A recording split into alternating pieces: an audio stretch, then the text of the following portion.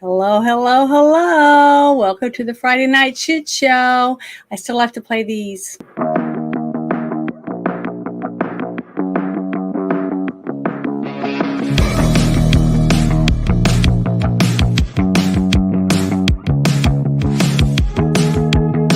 The opinions you're about to hear on this show are strictly those of the panel. The following program is rated TV MA LSV. It contains strong language, sexual situations, and violence. It is intended only for mature audiences. Okay, now I'm ready. Hi, Ruben. How you doing? I'm doing good. Good. You look good. You look like you feel pretty good today. I do. You know what did I say, right? It's Friday. Yeah. Oh dear. Yeah. What the hell? Everybody always feels better Friday for some reason. But just want to say hi to everybody. I saw Six Nations in the chat. Hi, Six Nations. I saw Jackie in here, and I see Soy-Based Jeremy. Hello. And Baby Girl. Hi. Thank you very much. Thank you very much. I really, really appreciate you guys showing up early.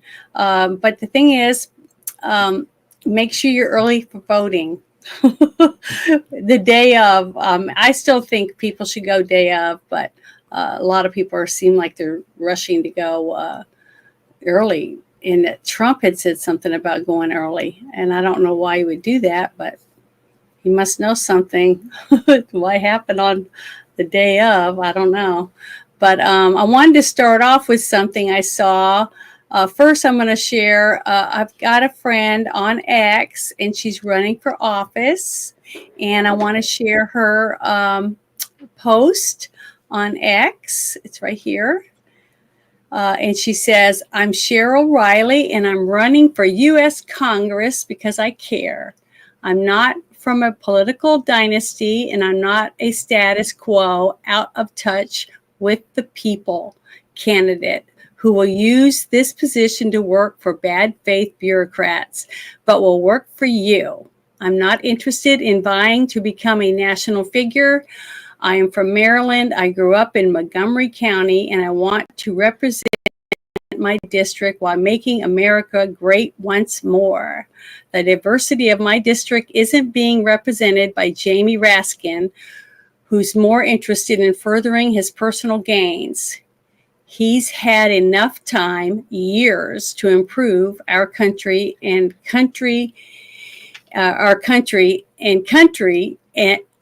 has chosen to hinder any progress at every turn and vote against America and the people. I read that twice because I thought I miswrote it, but she has country on there twice, but that's okay. But I just wanted to share this because I've talked to her for quite a while, over a year, on here before she even did, I think even longer than that, because she wasn't going to run for office or anything as far as I knew. So she decided to do it, step up to the plate like a lot of people have been doing lately. And I just wanted to share this out. But I'm going to share her X profile link, and I'd appreciate it if you guys would go and follow her. And if you know anyone that lives anywhere near Maryland or whatever, tell them that she's running and that she's a halfway decent person. Well, I think she's a wonderful person, but you guys don't know her, but I think she's great.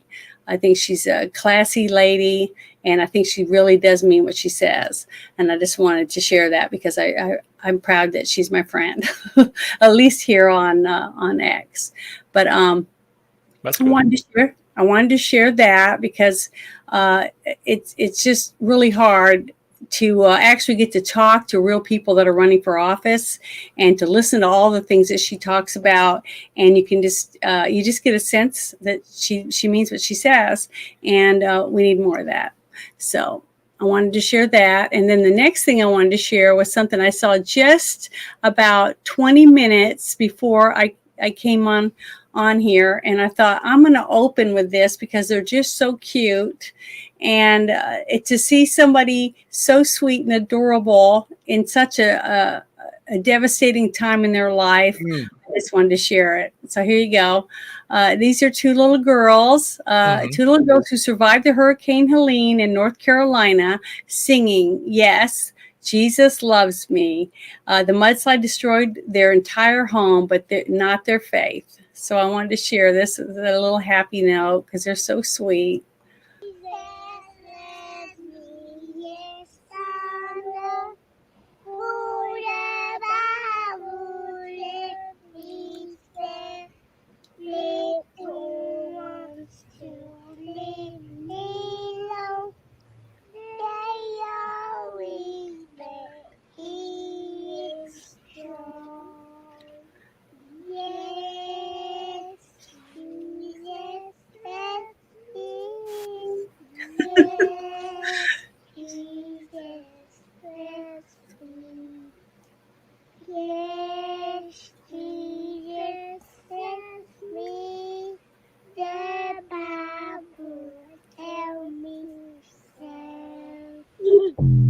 Oh, they're adorable. Oh, just tugs at my heartstrings, but they're so sweet. And do you hear their little Southern accents? Oh, it melts your heart. Yes. Oh, I had to share that because they were just so cute. But the first thing I want to start off with is, I haven't done this in a little bit, but before I play the video, I want to share this again. Okay, because I'm about to share the Massive Dickhead Award, and I think these people deserve it 100%. So here we go. Here's their video. It's this one. Just give me 1 second. Welcome to the shit show, everybody. Yep, I'm getting better at it. I'm slow, but I'm getting better at sharing it. How come it always ends up in the wrong place? That's what I don't understand. It seems like they'd be in order. Here's my JD Vance impression. Well, just give me 1 second. I'm playing on all of these. Oh, come on. Where is it? Dead air. Kidding. Oh, here it is. Okay, here they are. Okay. South American gangs are now starting to target suburban homes. So I wanted you guys to see this real quick. Last week, Sheriff Michael Bouchard said as many as 4 homes were burglarized throughout the county. And now Bloomfield Township police say homes were hit there too. Community really is that extra set of eyes that we need in order to solve these cases. Police believe the burglars come from South America, responsible for a number of upscale burglaries over the last 2 years that struck affluent homes in Bloomfield Township, Bloomfield Hills, Grosse Pointe Farms, Rochester, and Rochester Hills. And they've netted millions in cash and jewelry.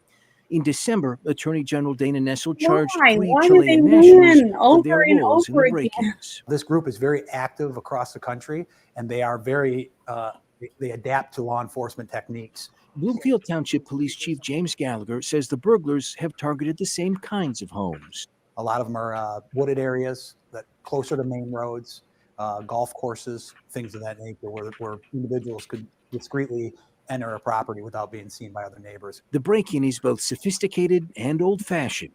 The burglars often enter after throwing a brick through a back window, but they've been known to use jamming equipment to disable security systems.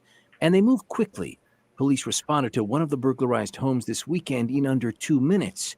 The burglars were already gone. Jewelry, high-end handbags, are typical safes are what they're targeting. Police say the most important thing they can do right now is get the word. Isn't that terrible?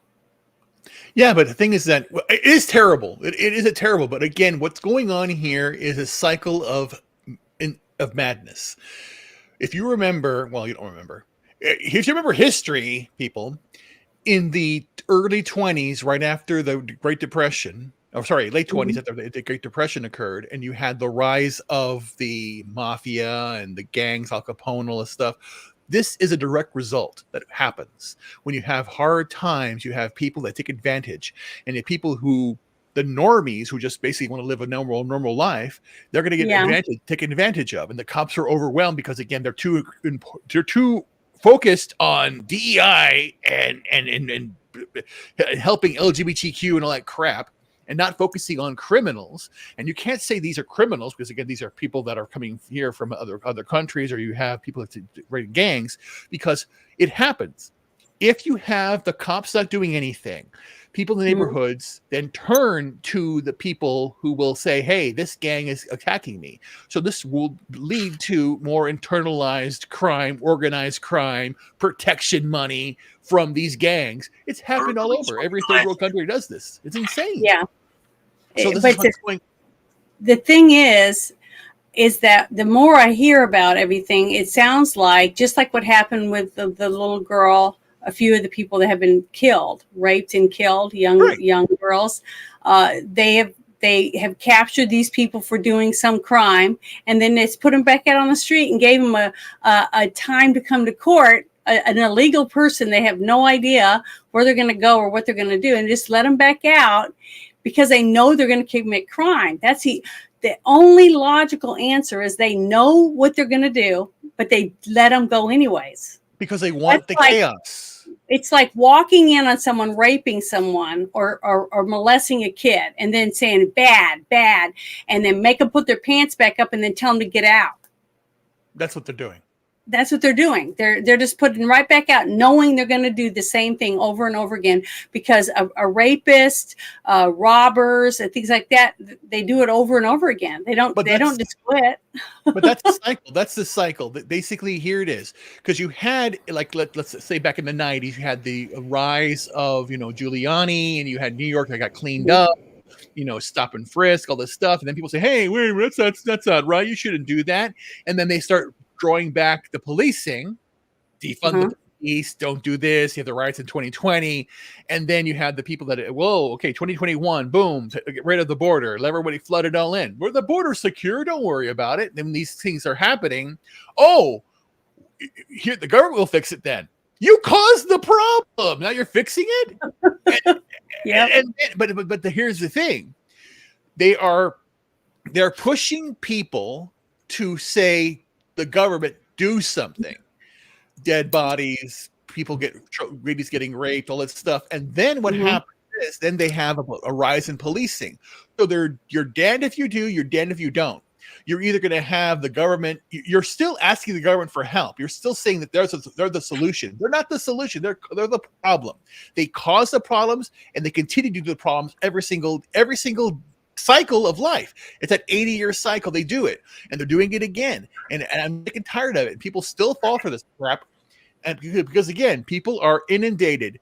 You wake up and you say, "Oh, I got to go to work," and you go to work. Oh, and then you need your coffee, and you need your stuff, and then you go online, you buy something, you go out to have lunch, you do this and that. You're spending, $25.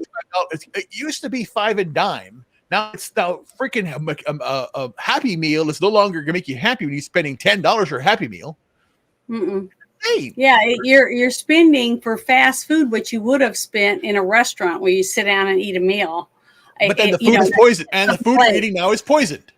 Yeah, and but see, I don't eat fast food. I haven't done it in a long time I know. myself because I had problems with my elbow itching and stuff. I didn't realize it was a gluten allergy, but it just didn't make me feel good. So I stopped eating it because I said every time I eat there or this place, I don't feel very good.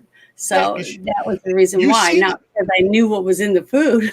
Because I've seen it lately. So you have YouTube that what they allow it, or TikTok or whatever they allow it, where you have people who buy McDonald's and then they set it out, and the ants don't eat it. It stays like that forever. I've seen that the sidewalk, and they have it, and it doesn't. They go around it. The bugs going around, suckers, and other thing, because it has all that saccharin and fake sugar and all that stuff in it, which isn't good for you. So even like people like buy with like the ice cream, the drumsticks or the ice cream sandwiches, they don't melt. Yeah, okay, come on, it's not real food. I've seen a couple videos where they were taking cheese and unwrapping the plastic and holding it up and then setting a lighter to it. And it just turns black. It doesn't even melt. And that's what they're saying. There's all these plastics or whatever they're using in fillers in the body. So if you got a filler in there, that's basically nothing. That's why I think remember when there was like 3 months where a lot of chickens didn't lay eggs? Right. Okay, I think that's what it was. They were getting the cheapest stuff they could possibly get and throw it together, which is mostly fillers, and that isn't high enough protein for a chicken to be able to produce an egg and keep their feathers. Yeah, it's so funny. The farmed fish is bad for you because it has mercury. The chicken is the worst of all because it has hormones. Every single chicken out there, even the ones you think are safe, but actually yours are safe, Janet. But I'm saying in larger farms, they put growth hormone in there because they want to basically mass produce. Oh, we have to produce more. That's like I'm telling you, that chicken that was given to me, that fell off a chicken truck. And I named it Tyson. Well, it's already huge. I mean, it's as big as my biggest hen that's 2 years old. And it's like maybe 10 weeks, 12 weeks old. And its comb was really light colored. Like normally by that time they're that old, they're starting to get color, like a reddish, redder and redder. It's really, really pale. And it just walks around and barely clucks. It just goes, and it just walks. It doesn't even have like any energy or anything. Well, plus it was injured. So I've been taking care of its little scrapes and stuff on its wing because it fell out of a truck. But I'm trying to integrate it with the other chickens. And each day the chickens run out and leave her and she just stays around the coop. It's because she's not used to having openness.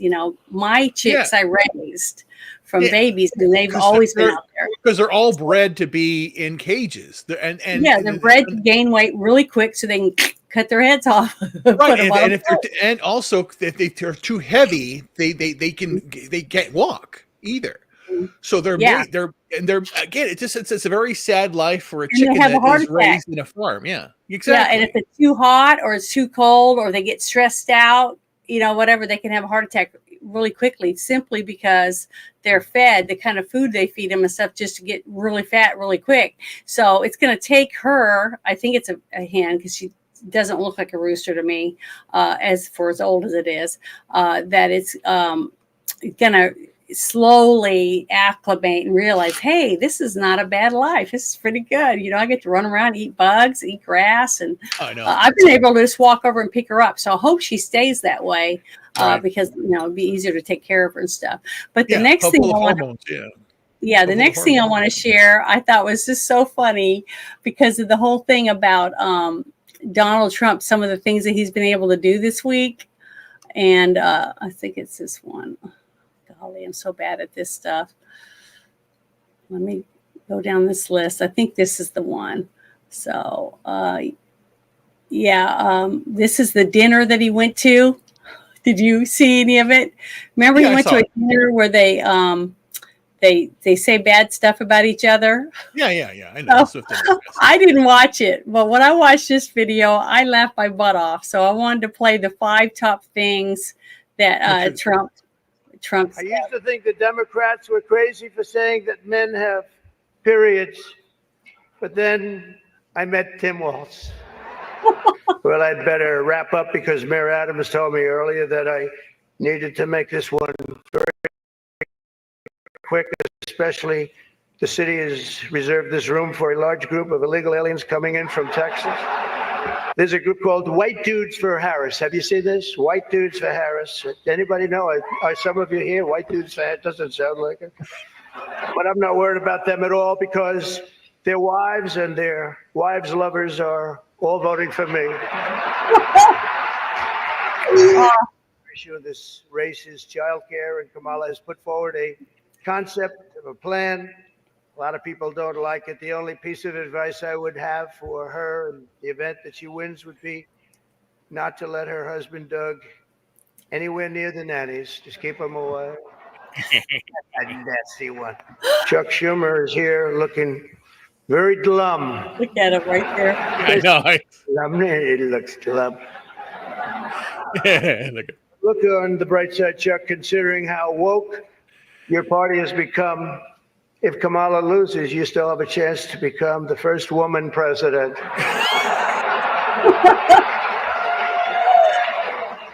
Oh, he took that well, didn't he? but again, do you know that Chuck Schumer's wife is a dude? No. Supposedly. Oh, well, the thing is, I thought he meant that he I know could have a sex I know change. she would transition. Yeah, of course, because of that, yeah. I just thought it was so funny because I didn't watch it, but I saw little snippets going across my timeline. And I thought, well, there might be other people just like me that were so busy because I was trying to clean coops and do all that stuff earlier today, so be ready for tonight. That they got to see that, but I think it's great. I'm happy to see that they still do traditional dinners and stuff like that. That my mother, I remember my mom watching them when I was a kid, and her laughing, thinking it was so funny because remember they used to do the Dean Martin roast or something like that's that. how it used to be. I've seen it before. I've seen it many times. Again, I've been active in politics and watching it for a very long time. It's only recently now that I know that it's been a show. Even though I thought because people run on certain things. Again, politicians can run on certain things, but they're not going to be genuine. Mm-hmm. And a few of them are out there that are genuine. But Trump comes on the stage and blows it up, and he did really good in 2016, 2020. But remember, Kamala didn't show up. Kamala sent in a video, and that video was super cringe. It was. I didn't see that video. You haven't seen it yet. Oh God, it's bad. But I saw what you put in the private chat, and I have the link ready. So let me know when you're ready for me. Yeah. So then basically the next video is we know how horrible. Yeah. Real quick.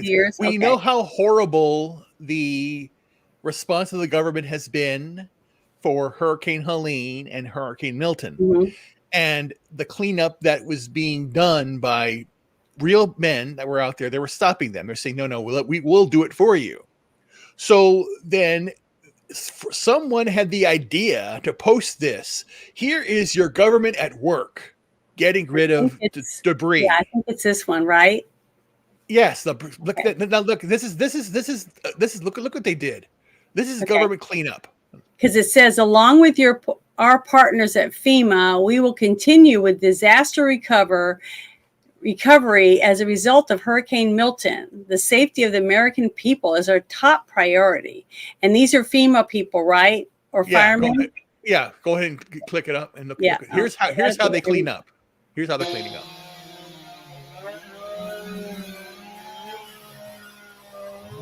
Wouldn't want anybody to get hurt. What the fuck? Oh, there's your diversity hire right there. Okay. God, they're all diversity hires. Government inefficiency, as you can see right there.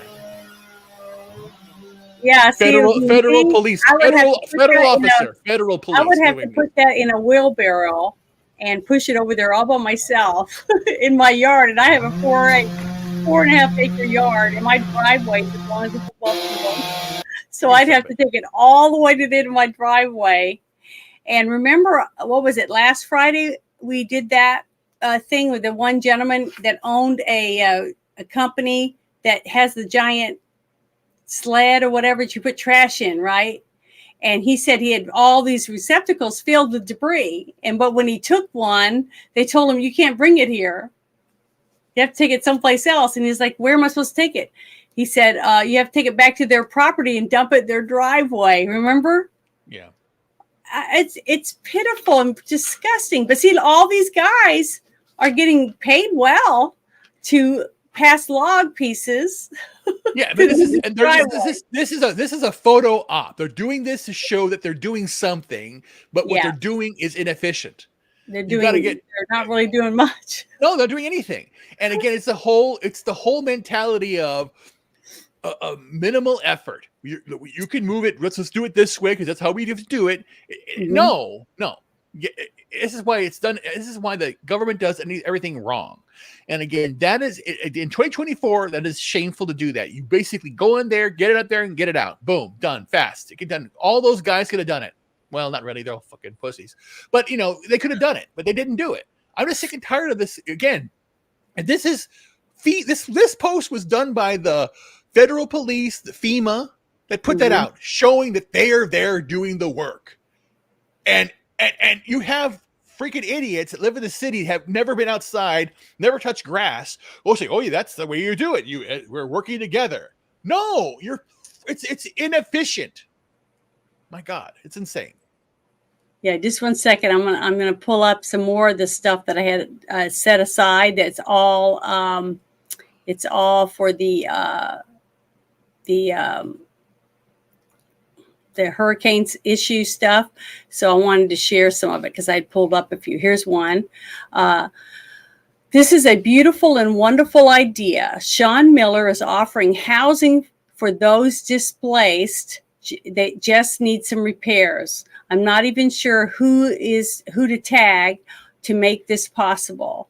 The thing is, he posted this. It says, I own an old budget inn located in town of Unico. Is that how you I get too far away. I can't even read it. Okay, something like that. It's 69 rooms, so could house a lot of people. It needs a lot of repairs. If we could get a team to fix it up, I would donate usage through the winter so people can have time to find long-term housing.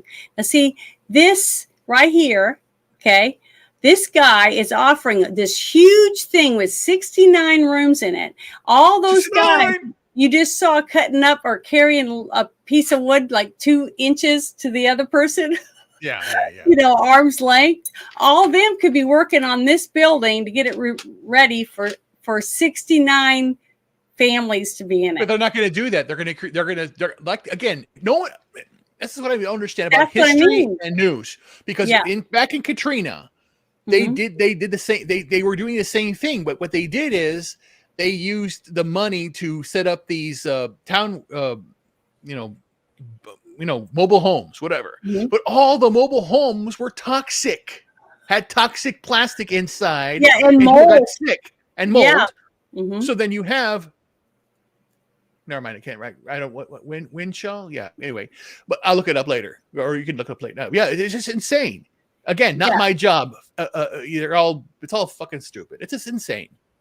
Yeah, it's terrible. But the thing is that the people are offering stuff. There's people doing all kinds of wonderful things, trying to help the people. It's just not FEMA. Okay. So I found a few others. Here's another one I wanted to show you. Let me see. Is it this one? No. Yeah, here's one. Here's another one I want to share right here. It says, everybody was telling us that the National Guard was here and FEMA was here. Hey, man, they weren't here. They were in the rich areas. They weren't here. They need help too, but don't forget about us. The more stories that come out of North Carolina, the more it confirms that Kamala Harris has abandoned them. So please share. So when I'm done showing this, I am going to copy this link and I'm going to put it in the chat for everybody, because I think it's important that we share as much of this stuff as ourselves as we can to get the word out. So here you go. This is another gentleman. Watch this. I don't know what caused the river to shift, and it started coming. And that trailer right there by the church, it threw we're not sure what it threw, but it crashed the carport, and then it knocked down the house. What's your name? It was Manny. The only positive thing I gotta say, man, hey, the mountain people, and they taught me a lot. So where I come from, people don't help out like this, man. I mean, that's, you're from the West Coast. People don't help us out like this. I mean, people stop by, dropped off food, water. Everybody was telling us that the National Guard was here and that FEMA was here. Hey, man, they weren't here. They were in the richer areas. They weren't here. We were the last people they got to, but they weren't here. Wow. Man, shit got to change, man. Shit got to change because this fucking sucks. It sucks, man. A lot of people died. A lot of people lost their homes. It's the people higher up. Why send them to the rich people? Yeah, the rich people, because they're rich, they need help too. But don't forget about us. I mean, the river's right there. We got affected pretty bad. I mean, why are we the last ones to get taken care of? Are you going to try to stop people from clearing the roads and making areas accessible so we can find more people that need help? FEMA trying to shut them down from helping us, clearing the roads. Like, who else are you going to send out here? I mean, who are you going to send? Fuck FEMA. Their filing process.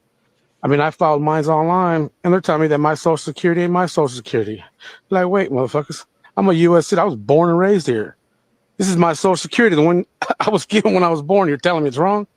That's just fuck you. I mean, that's stupid. For a while, I didn't want to apply. I would get pissed off at my mom. She goes, I'll go to FEMA for help. I was like, why? FEMA hasn't even been here. My pride wouldn't let me get it. And I said, man, I'll stick to the locals. And when I did reach out to FEMA, I can't even say it denied me. They told me my information ain't correct. I was like, really? My information ain't correct. My driver's license, my Social Security, my identity ain't correct. So when I pay taxes, my information is correct. The process is a joke, man. Some people get help. Most of them don't. I think they just approve enough to get people to shut up.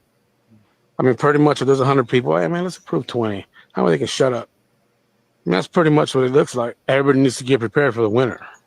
I mean, winter's amongst us. It's already here.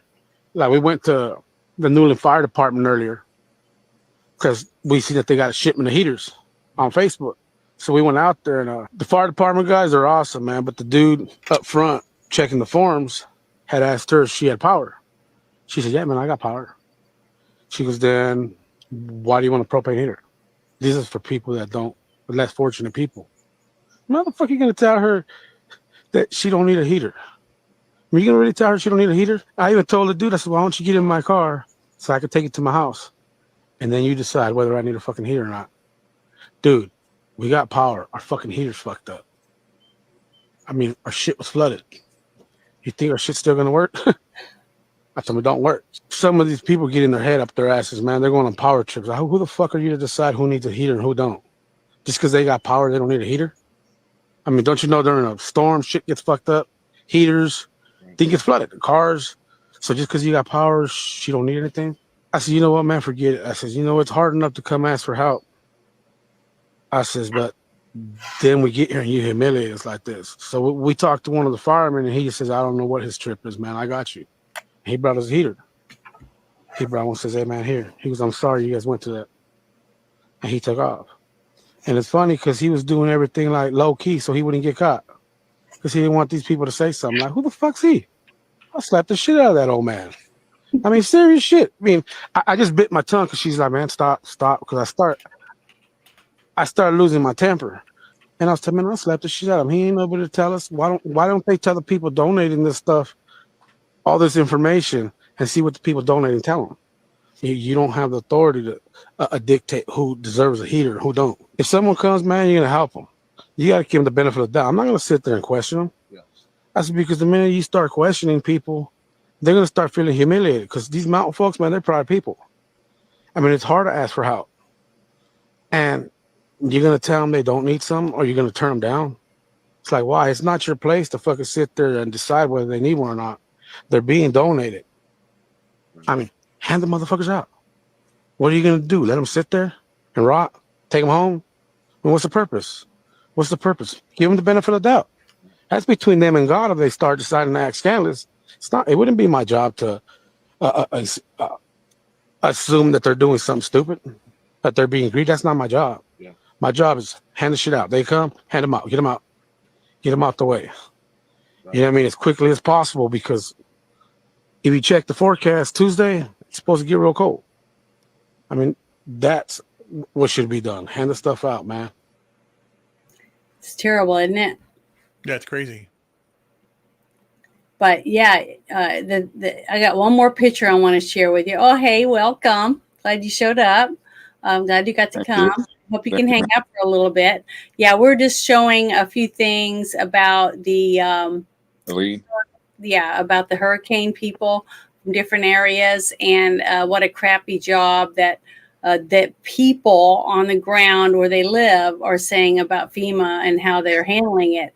I mean, like that situation you just heard, it sounds to me like the FEMA people didn't even bother driving the roads and looking around to see the damage themselves, or even got online and started looking at the area. And all they got to do is use Google search, And you know what's happening now and it also? shows you exactly what it looks like. From this, go ahead. Go ahead. I'm gonna let you guys in on a little secret, because I'm a former Fed. Mm-hmm. And you got a lot of good people up there who want to do good things, who are competent, fairly smart, hardworking, patriotic people. But you got a lot of very comfortable. You got a lot of bureaucrats up there who are more concerned about, getting their latte right, than they are about doing their actual job to take care of other people. Now, I'm not saying they don't care about others, but yeah, there's a good score of them who really, they don't care. And you see this in embassies overseas. You see this, we in them, and we did this a little bit also in the military. We set up these FOBs, these forward operating bases, in a lot of cases. I mean, I was on outposts. I'm not trying to brag or anything. That's no real bragging point anyway. But in a lot of cases, anything that is big government, federal size stuff is a self-licking ice cream cone. The big joke when I was in Afghanistan, for one thing, as a Marine, was I think we're here to support ourselves.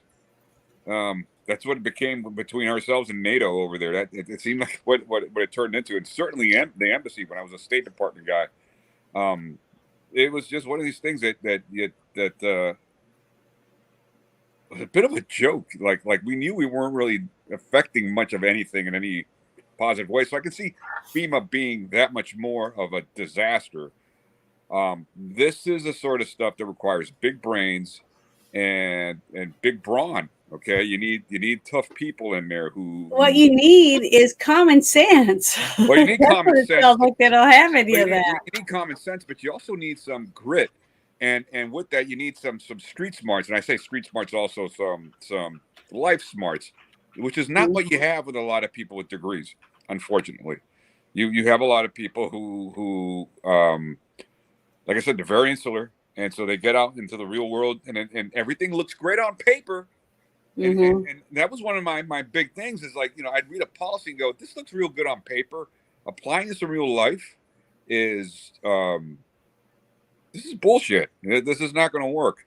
And FEMA is a classic case of that. They overthink and overdo all this stuff. And then it's like, I'm not sure if you saw the Glenn Beck video where he goes out there and he confronts all these people. Like, well, we're here.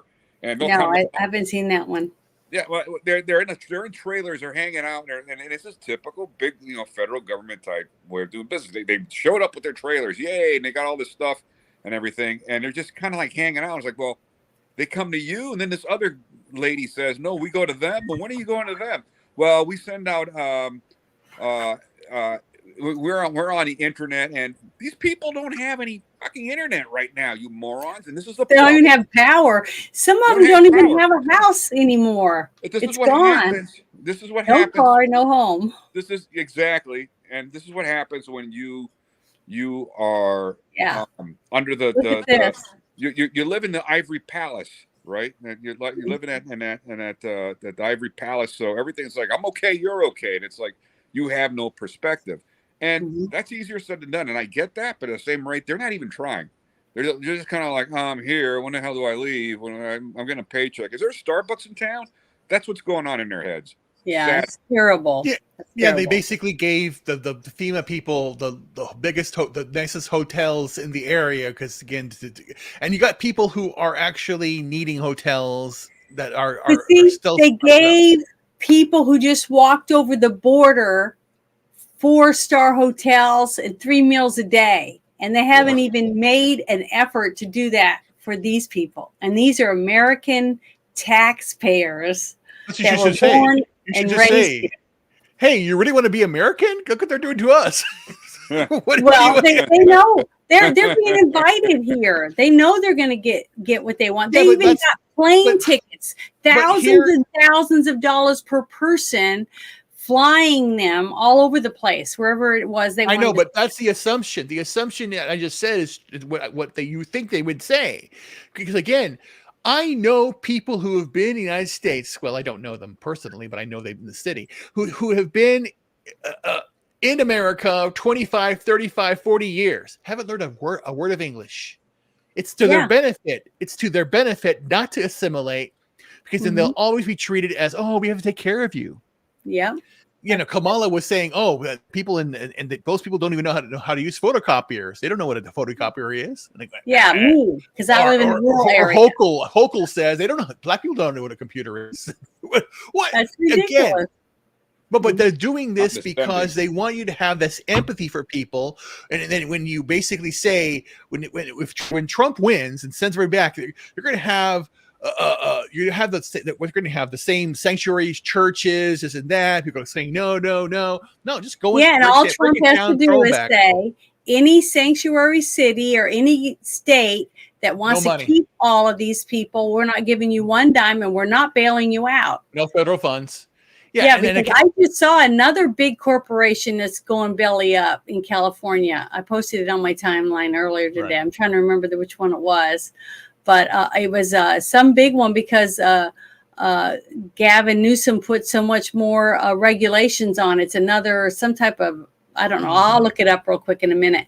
But I wanted you to see this. It says, take a good look at this picture.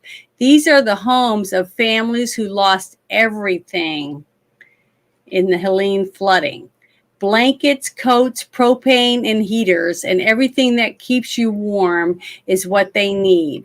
Temperatures will dip into the 20s at night this week. Keep them in your prayers as well.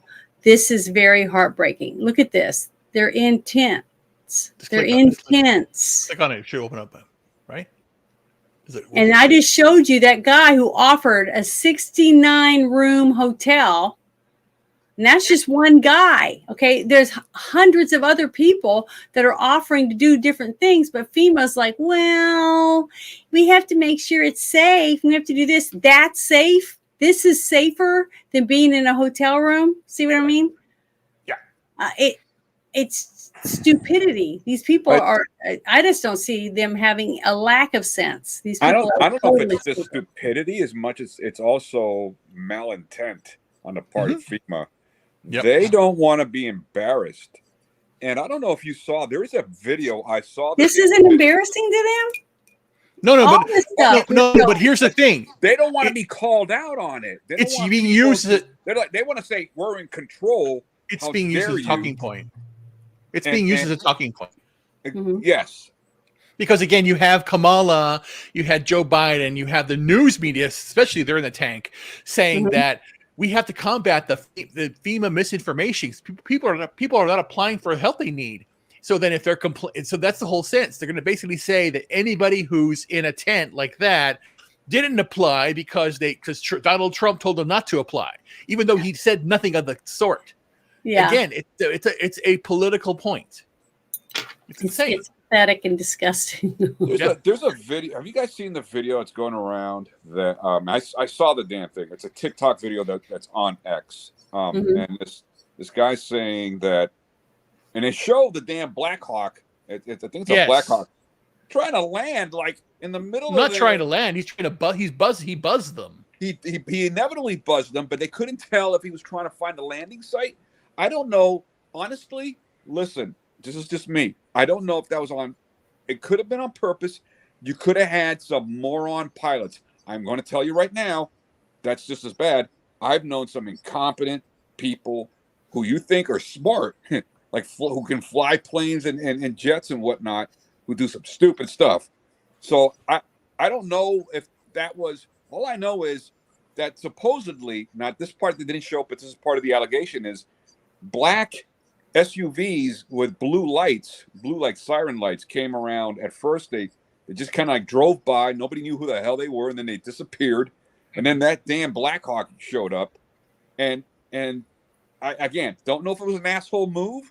Don't know if they were being morons. Maybe a combination of the two.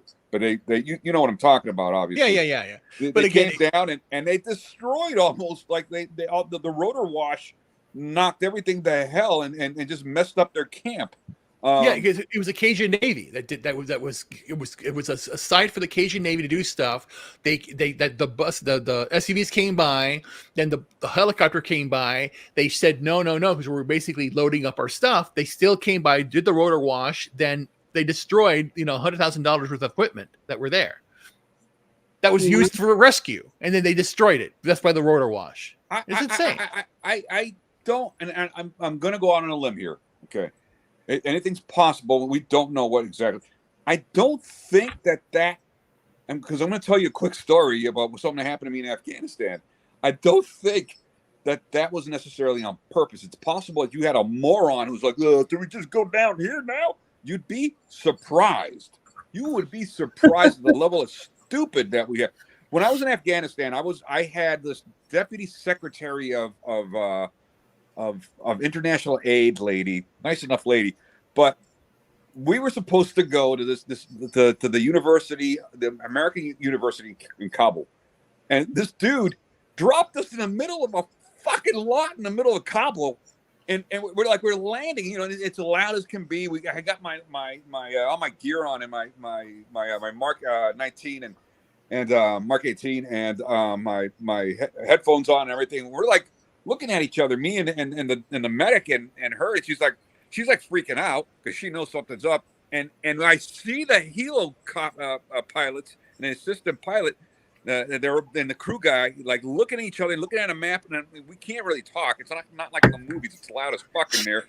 And we're like, what the fuck is going on? As I look outside the window, I see like 2 or 3 Afghan. I don't know if they're civilians or if they're part of the government, but they're like with their hands in their pocket. It's not too urgent. They're not freaking out, but they got M16s. They got M16s and AK-47s, and they're walking over to us. And I'm like, I tapped them on the shoulder and go, up, get us the fuck out of here. And they're like, oh, okay. And I had to report that. I had to tell, look, they were new pilots, by the way, but they didn't know where the fuck they were. That happened. So I wouldn't put it past them that these dudes were just morons, and they were like, what are we gonna do? Do we go down, up, down? No, it's just because I think they wanted to like they did want like some kind of weird accommodation, but it's like shithead. There's nothing here. You would be surprised at the level of incompetence and absolute stupidity, and I can't imagine under the fucking Biden administration. DEI hires. Yes. With the morale, what it is now under the Biden administration, the level of don't give a fuck, don't give a shit, and don't know. Oh, should we touch down here? It's like a. You'd be surprised at the baby Huey like moronic like things that happen in our own government, and that's so. I want to almost give them the benefit of the doubt. So it may not be malintent per se, because that is like a way. If that's the case, that's just equally as stupid in its own right, because you're tempting the hand of fate. Are they trying to get us to shoot at them so that they can say, hey, these evil militia type redneck types shooting at us. Mm-hmm. I don't know. That's not out of the realm of possibility, but I've never known that to be necessarily the case. Everything I've dealt with that has this kind of sort of flavor of this sort of a situation, it's because of stupidity. It's because of a knee-jerk reaction and not thinking straight. Oh, I think I see a landing spot. Oh, no, I don't. No, I just fucked the place up. Let's get out of here. That's honestly what I think may have happened. Regardless, it doesn't matter. Yeah. That needs to get fixed. Either way, it's not helping at all. No, absolutely not. Absolutely not. And that's the problem. And a lot of it is endemic to, and it's a byproduct of the morale that you had in this of look at fucking Kamala Harris, like the stupid shit that comes out of her fucking mouth, and she's 20, 30 years younger than Joe Biden, and she doesn't have anybody thinks that she could be president of the United States, and she can't even run herself. I can't believe people think she can run the United States of America. But this guy, and she used to work for this guy right here, right? It says, I retweeted this out, and I said, "Killing America one business at a time. Oil company Phillips 66 announces refinery closure following Newsom's new regulations." So they're losing businesses left and right. Tesla left. There was a bunch of hotel chains that decided to leave because they're overrun. That they can't. They can't afford it.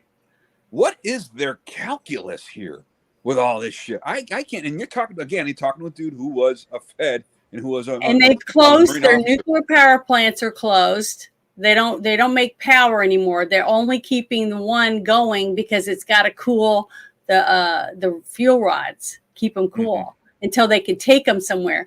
And then I was told by some people that work there that they won't even let them put them into a truck, and haul them to another place to be secured because they won't let them drive through the state with it. They don't have any way to store it, the fuel rods or anything. It's ridiculous. California they beg Palo Verde for power, and Palo Verde is a nuclear power plant in Arizona. So it's like that power is good enough, but they don't want to have their own nuclear power plants going. They're idiots. I don't see how any of these people think that they're going to help their state. How the people have rolling blackouts already. Yeah, it's like a communist. Now they're losing. Another big corporation is leaving their state. That means no jobs. That means they're not going to refine gas there anymore. They're not going to make gas in California anymore because these people are leaving. So hopefully they'll go to another state that is kinder to them and will refine. But see, that's the thing. It scares me is we need to be self-sufficient. Okay, if our country is big enough to grow its own food, to make its own medicine, to refine its own oil, everything. I mean, there's no reason that we should have to get our microchips or anything from another country. We should be able to feed and clothe and house all of our people and have medicine for them, everything they need. And then the excess we sell to other countries.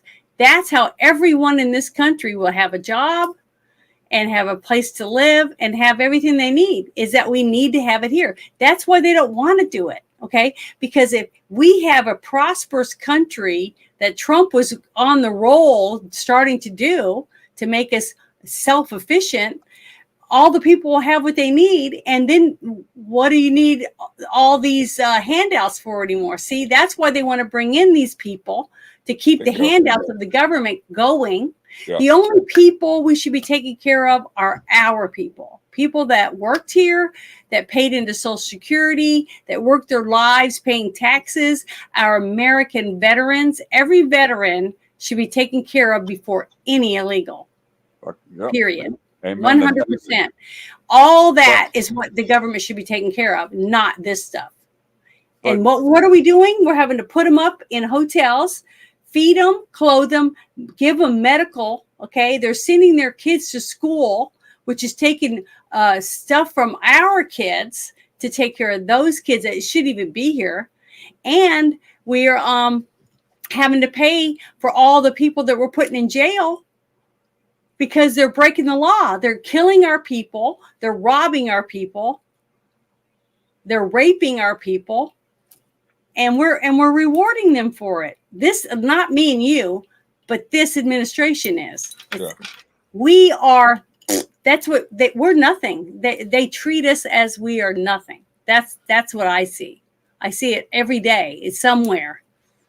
When they pick an illegal over an American citizen, that is wrong, period. I don't see how any American that was born and raised here can say that Americans shouldn't come first. That's infuriating is what it is. It's absolutely, and it's one of those things where I look at it and think to myself, you're talking about like illegal aliens or whatever. It's like, I'm not entitled in any fucking way to do anything other than my own charity as a Christian, and that's a personal thing between myself and the Lord.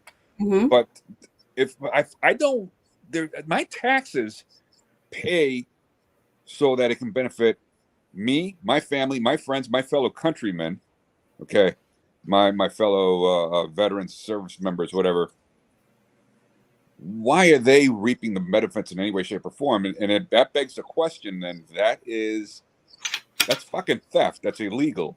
That's embezzlement. When you take the money away from FEMA and you put it into these the illegal alien thing that they did, that the DHS did. How is that even like that is shit for you to be for people that whoever did that should be thrown in freaking jail. Blinken or Mayorkas, the Dorcas, whoever it was, needs to be thrown head first in jail.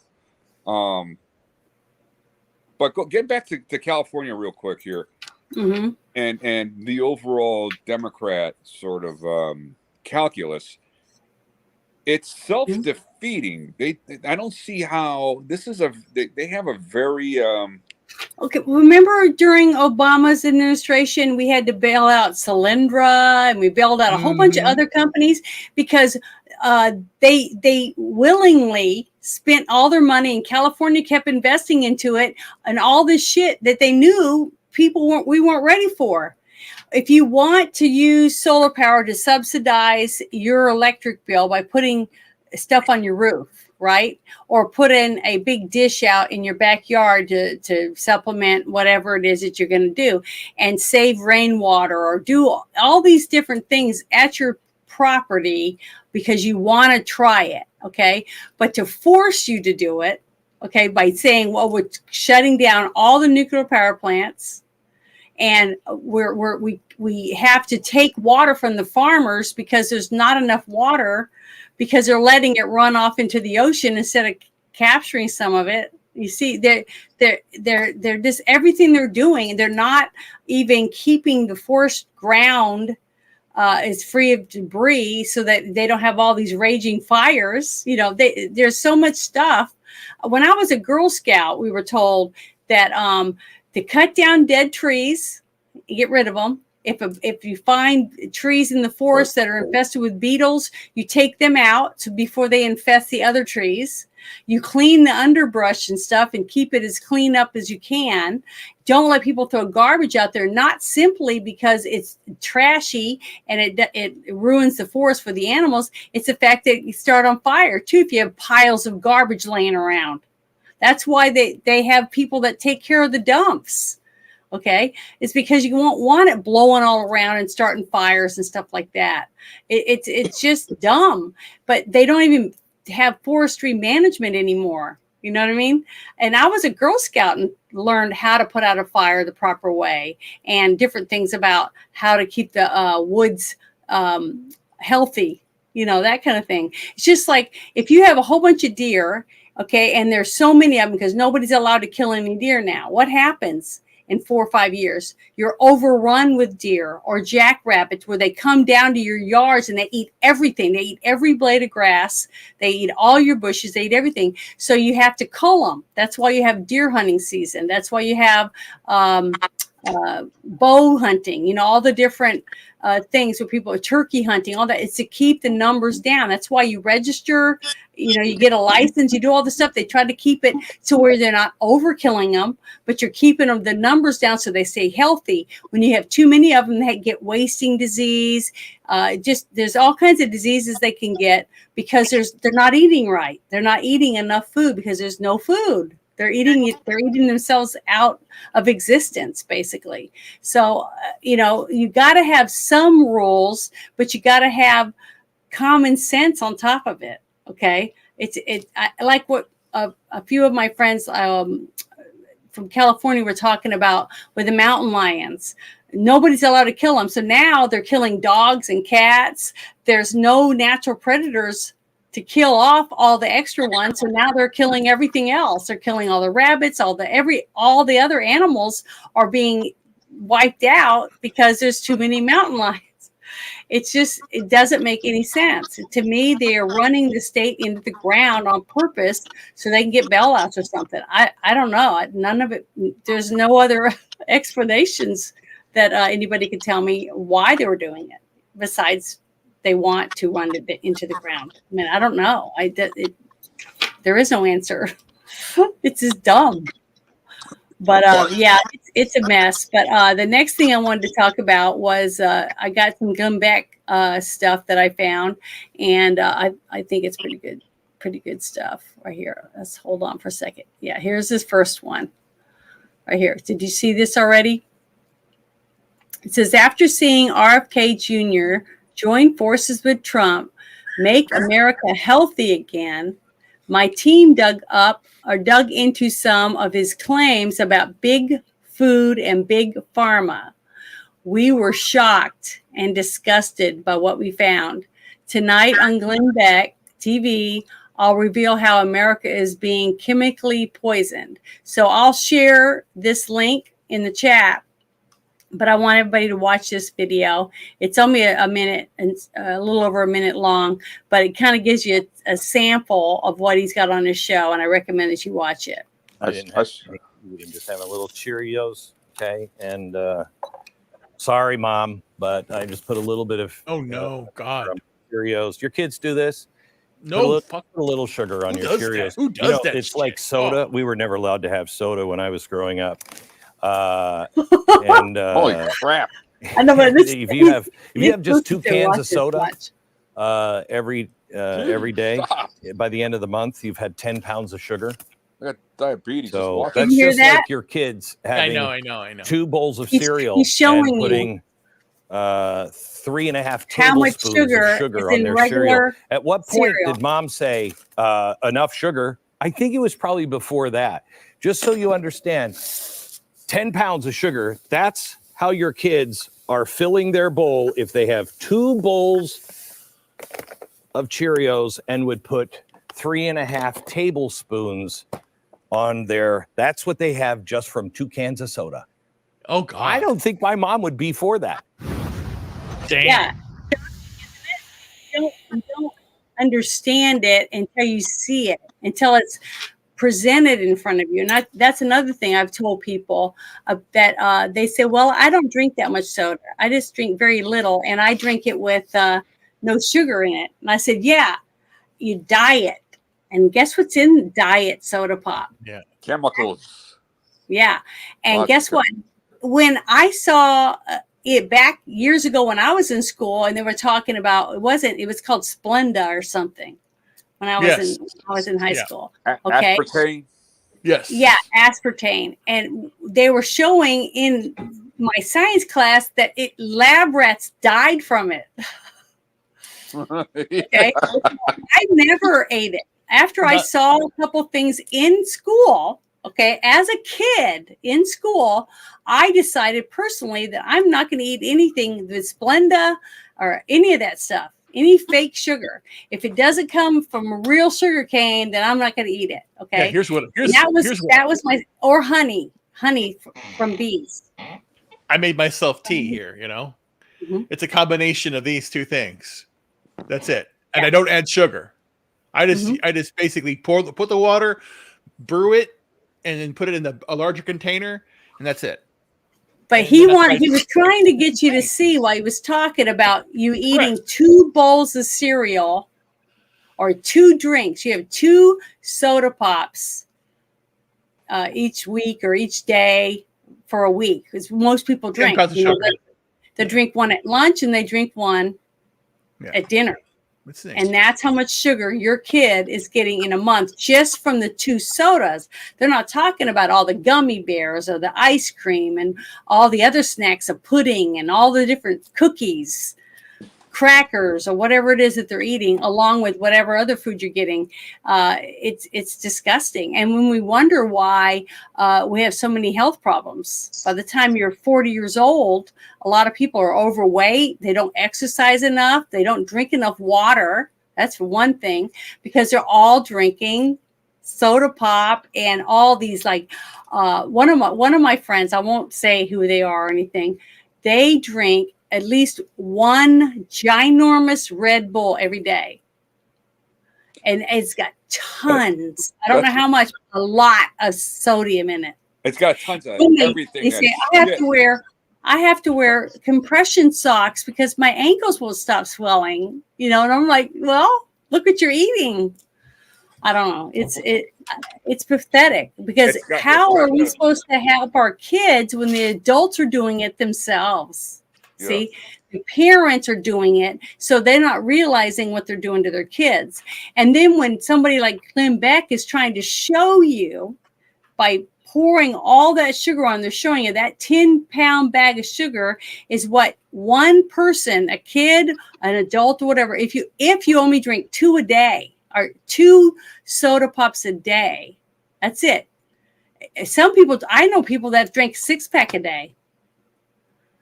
It's amazing. And I was just saying this is what I did. I did a science experiment when one of my kids was at school, and I took a Coke. It was Pepsi, I think. The liter bottle, the 2-liter bottle. And then I took some rusty bolts to the school.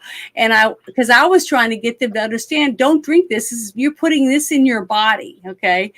And I took the bolts that were rusty and I dropped them in there. And then we wrote the date on it. The kids all got to sign their name, and we left it sitting in the room. And I told them to leave it there. It was like 35 days or something like that. I don't know how long it was. It was a few weeks. It was like 4 weeks. And then I went back, and then we opened the bottle. We dumped out the soda pop, which pretty much didn't have any more fizz in it. Okay. But guess what? The 2 bolts were nice and shiny because it ate all the rust off of it. And you're gobbling those things down every day. It can't be good for your intestines and the inside of your body. I mean, it's corrosion. It's eating away at stuff. And then you have all these people that have throat problems. They have acid reflux. They got all these problems. And I barely drink a half a cup of coffee a day. Sometimes I can go a week without even having a cup of coffee. I don't even drink tea anymore. I pretty much only drink milk, a couple of juices, like orange juice or cranberry apple juice, things like that, and lemonade. That's what I drink, and water, because there just isn't very much out there that's healthy. But I want it so I can make it myself, But I love milk. I mean, I was so thankful when the doctor said that I could drink all the milk I wanted, because I didn't have any sensitivities to milk. And I was like, oh, I'll be heartbroken. I love cheese and I love milk. But it's just sad what we're feeding our and our families. And the thing is that I've been eating very, very well for a very long time. I don't know about you two, but I'm 56 years old, and I've never had a cavity. I have all 32 teeth, and I drink water. Good. And my tea, that's my thing. That's my drink. Of course, I had Coke before, with a meal. I think the last time I had a Coke was, my God, how long was that? Like 2019, for a party or whatever, I had a Coke. Because that's my go-to drink. I don't really drink alcohol. If I do drink alcohol, then I'll have a beer or whatever. but most of the time I'll drink water or soda water or tonic water or whatever. That's my thing. With no sugar, and just a lime or a lemon, Yeah, I just put vodka in my lemonade. Exactly. Good. It tastes pretty good. Or a coconut rum is good in lemonade, pink lemonade, because that's my favorite. I absolutely love pink lemonade. I even ask for when I go to restaurants and stuff. It's just delicious. And it's got less sugar in it. It's because I went and I looked, and there's still stuff in it that I probably shouldn't get. But it's good. But it's better than that. And I haven't had a soda pop in like 15 years. Something like that.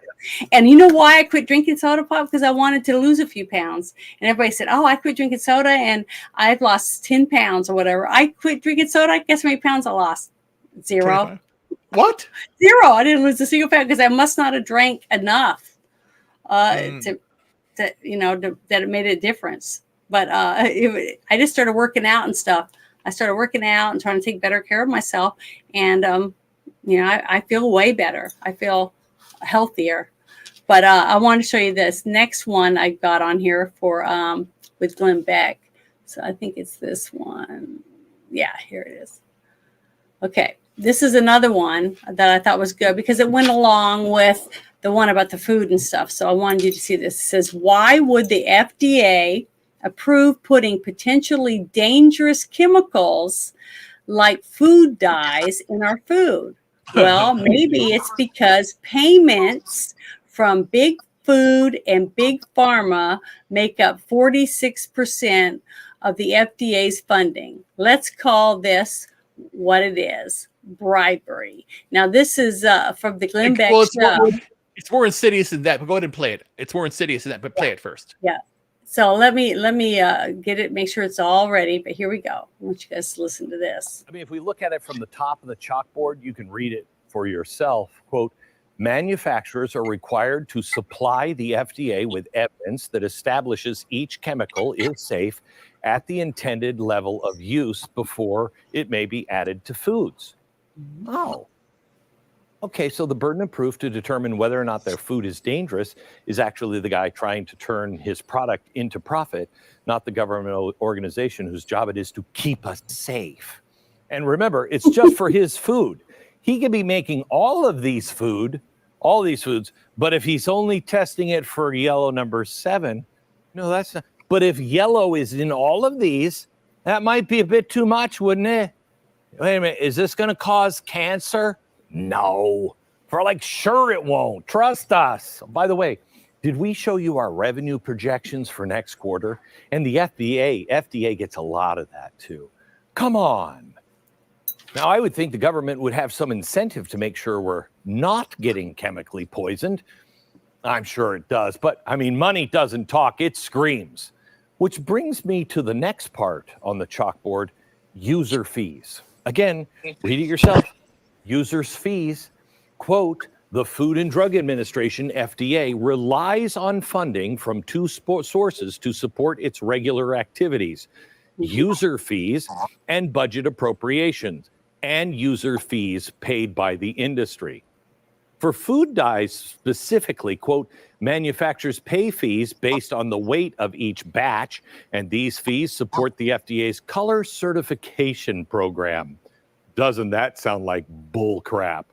Let's just call this for what it really is, okay? Because if I'm looking at this, let's say I'm a cartel, not like a drug cartel, just a mob-run cartel, okay? If the mob exists, which we all know it doesn't. And I'm like this cartel, and I'm like, I'm going to make food. I'm going to make cocaine for babies food. And I would just mix a little cocaine. Now, I wouldn't mix a lot in there. I just the right amount for cocaine. So if they have this, the babies are safe. Now, not if they're eating it every day, and eating other stuff with cocaine in it. But my food is absolutely safe. So I go to my clown scientist and I'm like, hey, can you write up something that says that cocaine is safe in baby food? And they're like, absolutely. How much money? You give them the money, they come up with a study, and then you give money and the study to the FDA, and the FDA is like, all right, cocaine for babies it is. That's a bribe. That's all this is bribery. The manufacturers who are putting these chemicals into our foods are the ones supplying the totally safe data. Then they pay for fees. And the FDA is like, that's right, I didn't see anything. Cancer, schmancer, I don't know what you're even talking about. That's a lucrative relationship. Strangely, as was the vaccines. In fiscal year 2022, user fees represented $2.9 billion of the FDA's total budget of $6.2 billion. Nearly half of the entire budget from the FDA is coming from big food and big pharma. Now that sounds a little like a conflict of interest to me. Sounds like a conflict of interest. It's also more insidious when you think about it, because here is the real raw data per se. When you basically have these chemical companies like DuPont, Cargill, Bayer, which is Monsanto, have all these chemicals. They sell these chemicals to food companies that put these additives in food. One aspect of it that hasn't been touted or touted in a good way recently in a movie, it was on Netflix, I believe, was the Flaming Hot Cheetos movie. Or something that happened recently. It was how I didn't see it. Well, I didn't see the movie either, but the whole idea was that some guy who was a janitor or something created this and then made millions of dollars and all that stuff. But the cold hard truth is that that additive inside the Doritos or the Cheetos or whatever it is, is actually toxic and causes you to want to eat more food. So they are intentionally putting chemicals in the food we're eating that makes you want to eat more food, makes you want to drink more water, not more water, more sugar, more of this, more of that. Then on top of that, then they use that raw data. I always go back to Batman 89. The idea of the fact that you had, where is the poison? The poison is a combination of X, Y, and Z. So what they're doing is they have these data points where if you basically are a family that uses, Kool-Aid and red dye, and then you have Cheetos, you have all these other bullshit you're eating, and you buy that, you're using your card to buy it, or you're using your link card or whatever you have for but then that data is signed off so that you have the information so that they know, they're going to get sick. So then they know that they're going to make people sick. So then they say, okay, let's talk to Pfizer, let's talk to these other medical companies to make the pills to do that. So you have a customer for life. You basically, you're born and mommy can't stay home because mommy has to work because there's not enough money coming in. So then you have to go to school. So you're indoctrinated there and you're given the food. It's really crap. Then mommy's very, very tired. So she has to buy TV food dinners that have chemicals in it. And then you're basically on ADHD medication because again, you have all these red dyes are causing all these problems. And all the sugars. Yes, and then you have to go to a doctor for your anxiety and bullshit like that, and then you have more bills. So it's a cycle of keeping you sick. The bread's toxic, the food is toxic, the shows you're watching are toxic. Everything is toxic, and it's all. And I wrote an article that I published yesterday called "The Convenience is a Cancer." Basically, it's causing death amongst people. It's insane. But again, it's all done to keep you sick and keep you anxiety ridden. Well, see that's one thing. I think we talked about this a while back. Was the fact it seems like that doctors don't want to heal anyone. Okay, they don't want to make you well. Okay, nope. They want to give you a pill so you feel better, for it helps the symptoms, but they're not getting rid of the cause. You see what I mean? Correct. So the more people are healthy, eat right, exercise, get actual real sunshine, because real sunshine helps your body produce natural vitamin D, things like that we've known for a very long time.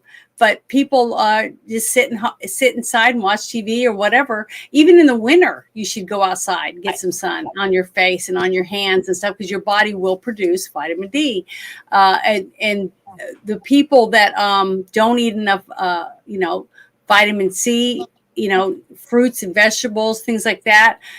You see lots of health problems with these people. Diabetes is on the rise, high blood pressure. You got all these things that I think, because of the years and years and generations of slowly adding all these chemicals, not eating wholesome, grown vegetables from your gardens and stuff like that, and cooking them yourself, canning your foods, or whatever else it is you do. And that's why you see more and more of these types of illnesses, is because of what we're being fed, and what we're eating, and what they're allowed to put in your food. Because that's like people say, well, I only drink 1 soda a day. But see, they're not thinking about each day that you drink, how long is it taking your body and your poor liver to try to filter out all that aspartame, stuff like that. Here's the logic. The logic is, I'm only having 1 a day. Well, then you have people out there that are in their 20s or 30s are taking medication every day, either Xanax or whatever they're taking, high blood pressure medication, blah blah blah. What they're taking. Me, I avoid that. I don't take any medication. I'm supposed to take medication, but I said no, I'm not doing that. I'm an idiot. I'm going to take care of myself. The best medicine is food. You make yourself, and don't go buy it, because you know how to make it, and you do it right. And if you don't know how to cook, learn how to cook. Jeez. I just talked about this because I put a link to it. The last thing I put in there, I did an article that I posted on X, posted on my Substack, and it talks about this. And it's basically convenience. I say convenience is a cancer. It's basically everything is being done. Like kids today, or not even kids, millennials or older millennials, I would say, don't even know how to cook. Don't even, and you have kids that are now like in 16, 17. When we were 16, 17, I talked about last week. Oh, I know. 16, 17. What? No, I know. No, what you're saying that's absolutely correct. These kids they can't do anything for themselves. Yeah, and I remember when I'm 16 and 17 years old, I wanted to get my license. I wanted to drive a car. And now they say, why do we need to drive a car? I have Uber. I have an app for that. So everything's an app. Everything's an app. And so they can't take care of themselves. So convenience is a cancer on the mind, body, and soul of America. And that's what I wrote about. I put in my link there for the article I wrote. So it's like the Wall-E society. We're becoming exactly. Again, that's what it is. It is. Yeah. It is. They just sit, and that's why people write again. I like and here's the great irony is I'm a technology guy. That's all I do is technology. I help businesses with their technology needs and all that stuff. But again, don't be a slave to technology. Technology is supposed to help you. And which one of these did you want me to share? I'm sorry. The last one. Okay, I'm going to copy it and share it with everybody in the chat. And that's my article on X. I wrote that. So again, remember, and again, what it is basically every day on X, I do a video and I post it in my timeline. And what this one, every so often I get inspired or get very pissed off. And what I'll do is I basically turn the video on, I record a video, I transcribe the video, then I if I liked what I said in an even better way, then I basically rewrite the whole thing as a rallying cry, and that's what I did. I worked last night, published it at 3:00 in the morning because again, it was just very, very important to me. Yeah, that people are doing this shit. I'm sick and tired of it, Yeah, it's Yep. I don't know. I shared both of the Glenn Beck things that we just watched in the chat, and if you follow that, you'll be able to go to his channel and be able to click on some other stuff that there's a lot of good information on there. And I like it in these small videos, because if you try to give someone an hour-long show to watch, or I watched a few minutes, I was busy doing this or that. If it's a short video, okay, this is what another thing that's really funny is I have a lot of friends. I have TikTok myself, but guess what? When I get on TikTok, I post my stuff. I check to see if I have any messages. I do, and I go through a bunch of other little messages that someone might have sent me, and then I get off That's it. Right. I don't sit there and go through it. And it's funny because I'll send someone a 30-something minute documentary, and I'll say, "Did you watch the documentary?" Well, no, I've been too busy and blah blah blah. And I said, "Well, I saw that you commented and liked a couple videos because what they do sometimes comes across your timeline and stuff." And she goes, "Yeah." And I said, "So you can spend an hour or so watching 100 videos on TikTok, but you couldn't watch a 30-minute documentary." See, so I bring that back up because it's funny because they just go, whoop, they'd sit there for an hour goes by because they're sitting there one after the other watching all these videos. So they are addicting, but that's all your personality trait. It's whether or not you can shut it off for a little while or not. You know what I mean? Not everybody can do that. But I have another video I want to share real quick. Let me see if this is it. Yeah, here's one of them. I thought this was pretty good. So I'm going to share this. All right. I love Jesse. I think he's really smart. He's a little bit different than Tucker, but I like Tucker too. But his style is a lot different because he reminds me of that one guy that was on Friends. Maybe that's why I like him. I don't know. That's who he reminds me of. I can't remember what his name was. Dave Schwimmer. The one that was dating the main blonde guy. that everybody liked. Yeah. But Jennifer Aniston, Jennifer Anderson's boyfriend on there. It says something is off about this upcoming election, and it smells like the Democrats are planning to steal it. Now, this is the post by the Vigilante Fox, okay? Vigilant Fox. And I'm sharing this, what he posted, because I thought it was interesting. Today in Georgia, a judge ruled that the election officials have to certify results even if voter fraud is suspected. Yeah, okay. I've seen that. What's even more troubling is that the Democrats are suing to prevent Dropbox surveillance. See, this, to me, this is obvious, showing that we don't want you to find us cheating. We don't want you to have evidence that we're cheating or that we're doing it, because it's anyone that thinks that it's okay to not make sure people follow the law want the law to be broke. I mean, what other explanation is there? That's common sense tells you that the only reason you would block any of this stuff is because you want there to be cheating, because you guys are going to cheat. I mean, to me, that's obvious. Why are Democrats trying to make elections less secure?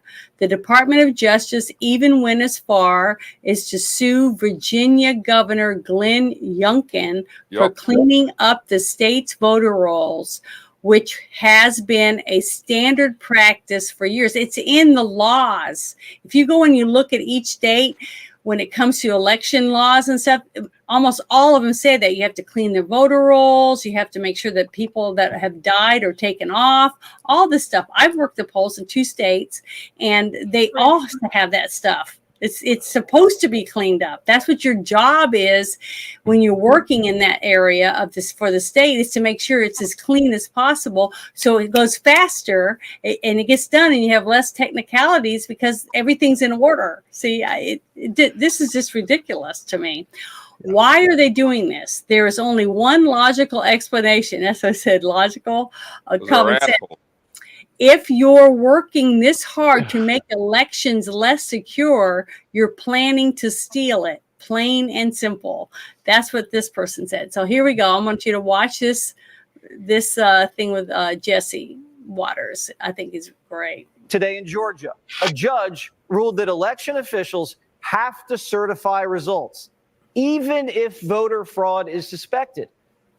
And around the state, Democrats are suing to prevent Dropbox surveillance, hand counting ballots, and voter ID protections.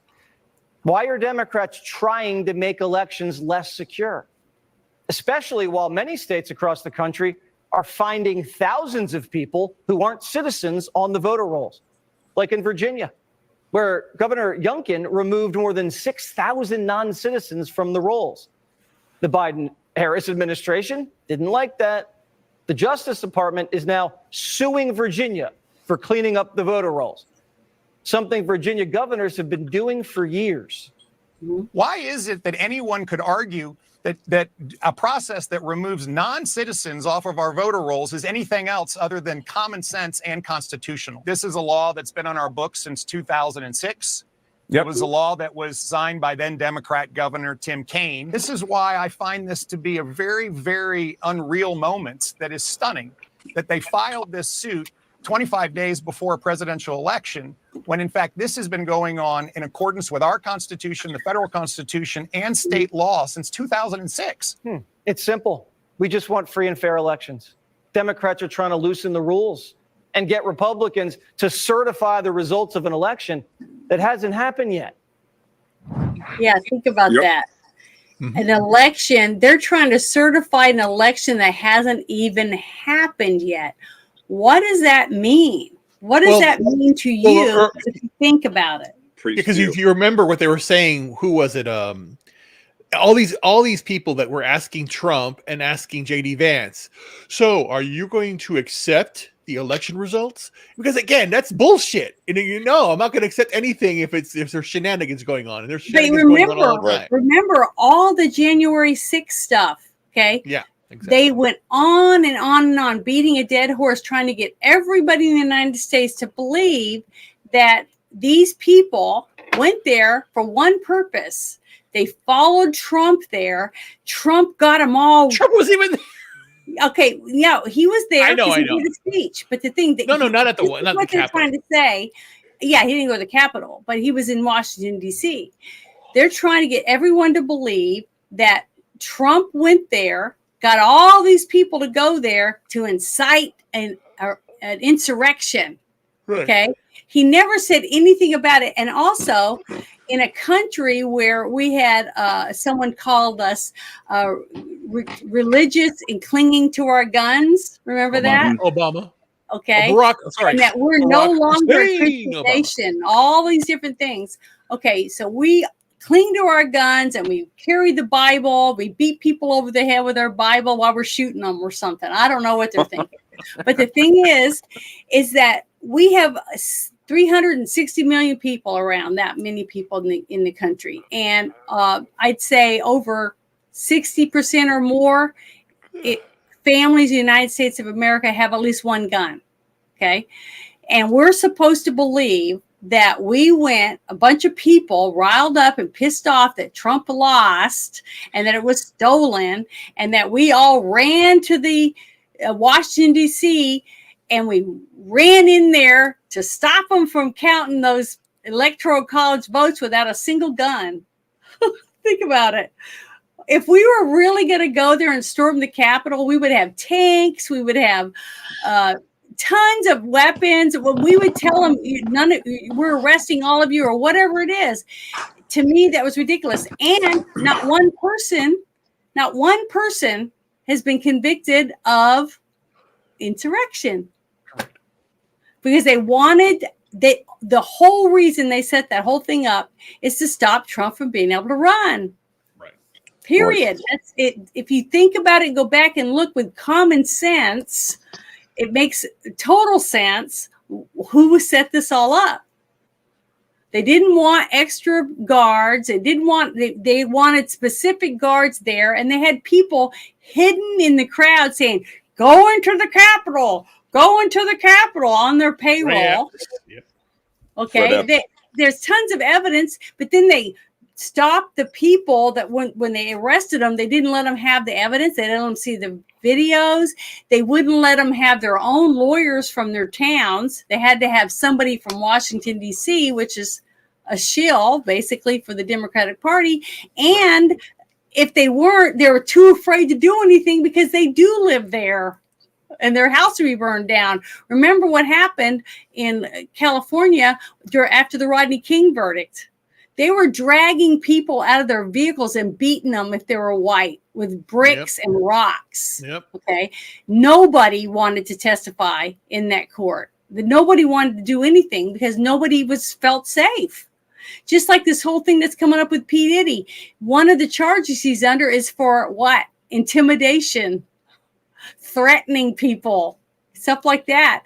So if we can't get our laws straightened out. We have so many laws on the books already. We have laws like it's against the law to walk your duck after 9 p.m. Stuff like that. They're still on the books. Okay. But the thing is, we don't have judges or lawyers or police officers that enforce the laws we already have. The Constitution is only a piece of paper, no better than this napkin, if nobody enforces it. That's all it is. It's just a piece of paper.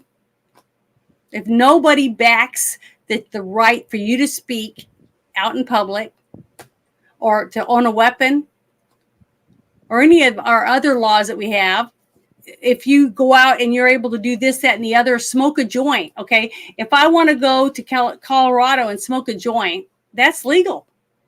The federal government isn't supposed to be able to come in and arrest me because I'm in Colorado smoking a joint. See, it's the federal government is reaching into every one of our states and trying to rip away our rights that we deserve to have. And that's why we live in the state that we live in. You see, and you vote in your state. You vote for your governor, you vote for your representatives, you vote for your school board, you vote for your sheriff, you vote for your county clerks, you vote for all this. And when you vote for them, you think that they're going to uphold the law the way they said they were going to do. They said they're going to do this, that, and the other, or whatever it is that they're going to do. They're going to be tougher on crime or whatever. And then you find out they don't do anything. They just take their check and put it in the bank or invest or whatever, and they come out millionaires where they went in making $100,000 a year, stuff like that. But we're not supposed to get upset about that. We're just supposed to go, oh, well, that's just the way it is. That's not the way it is. We, as American citizens, know what our rights are because we're not stupid. We can read, we can look at the Constitution and read it and know what our rights are.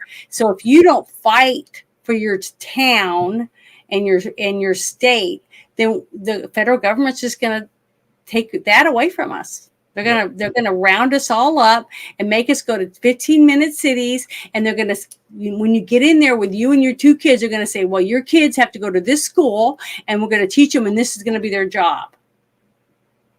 What does that sound like to you? It sounds like China.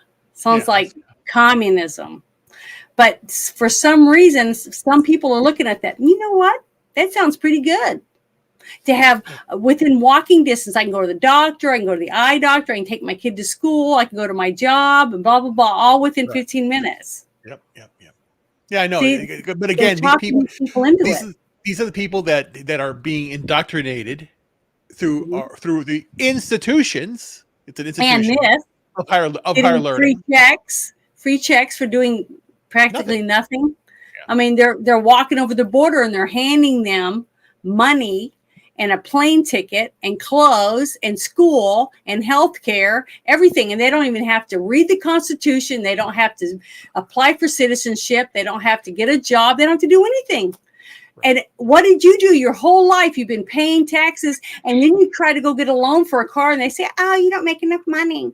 Your credit score isn't good enough. Too bad. Well, we're going to give that person over there that just walked over the border a car and a house and food and everything else. See, where is the balance in that? Where's all the upset people? Taxation is theft, and I don't get robbed. I'll leave it at that. Bullshit. It makes me so mad just thinking about it, because it's like as plain as a nose on all of our faces that this is the balance. This is where they are, and this is where we are down here. All we're good for is going to work, paying taxes. That's it. That's all we're good for. They don't want to spend any more time with us than that. That's all they want is our checks. That's it.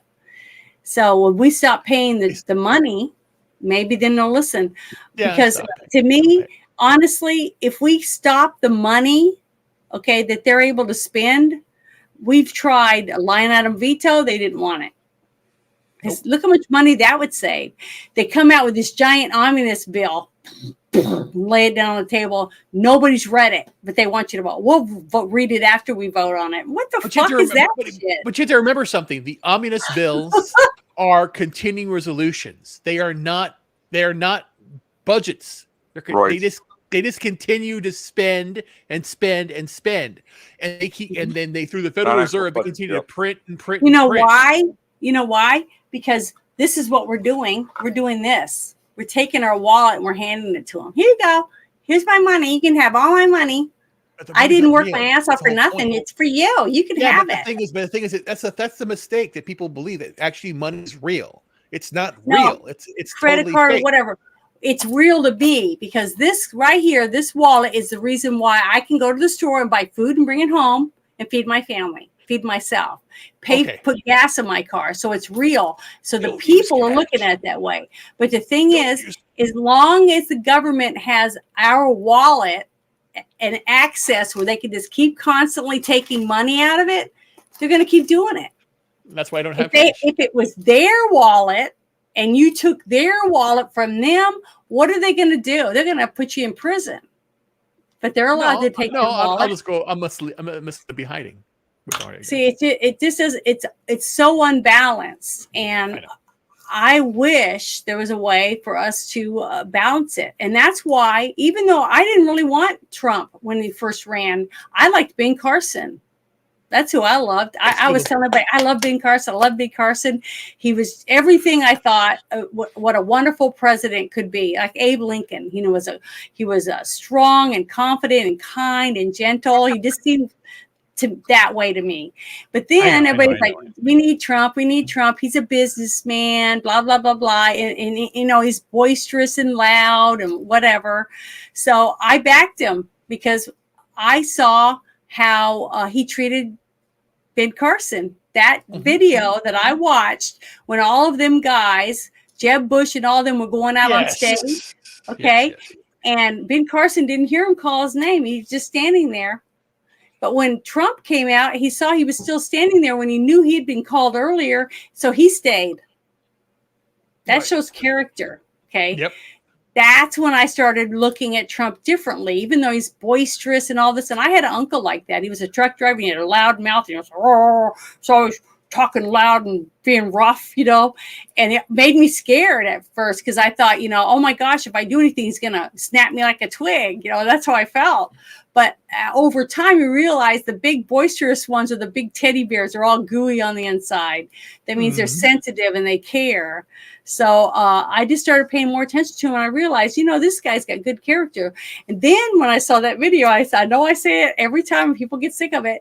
When I saw him with all those veterans and his wife was standing next to him and that other guy had his wife with him and he went over and the guy had 2 mechanical arms with claws on them.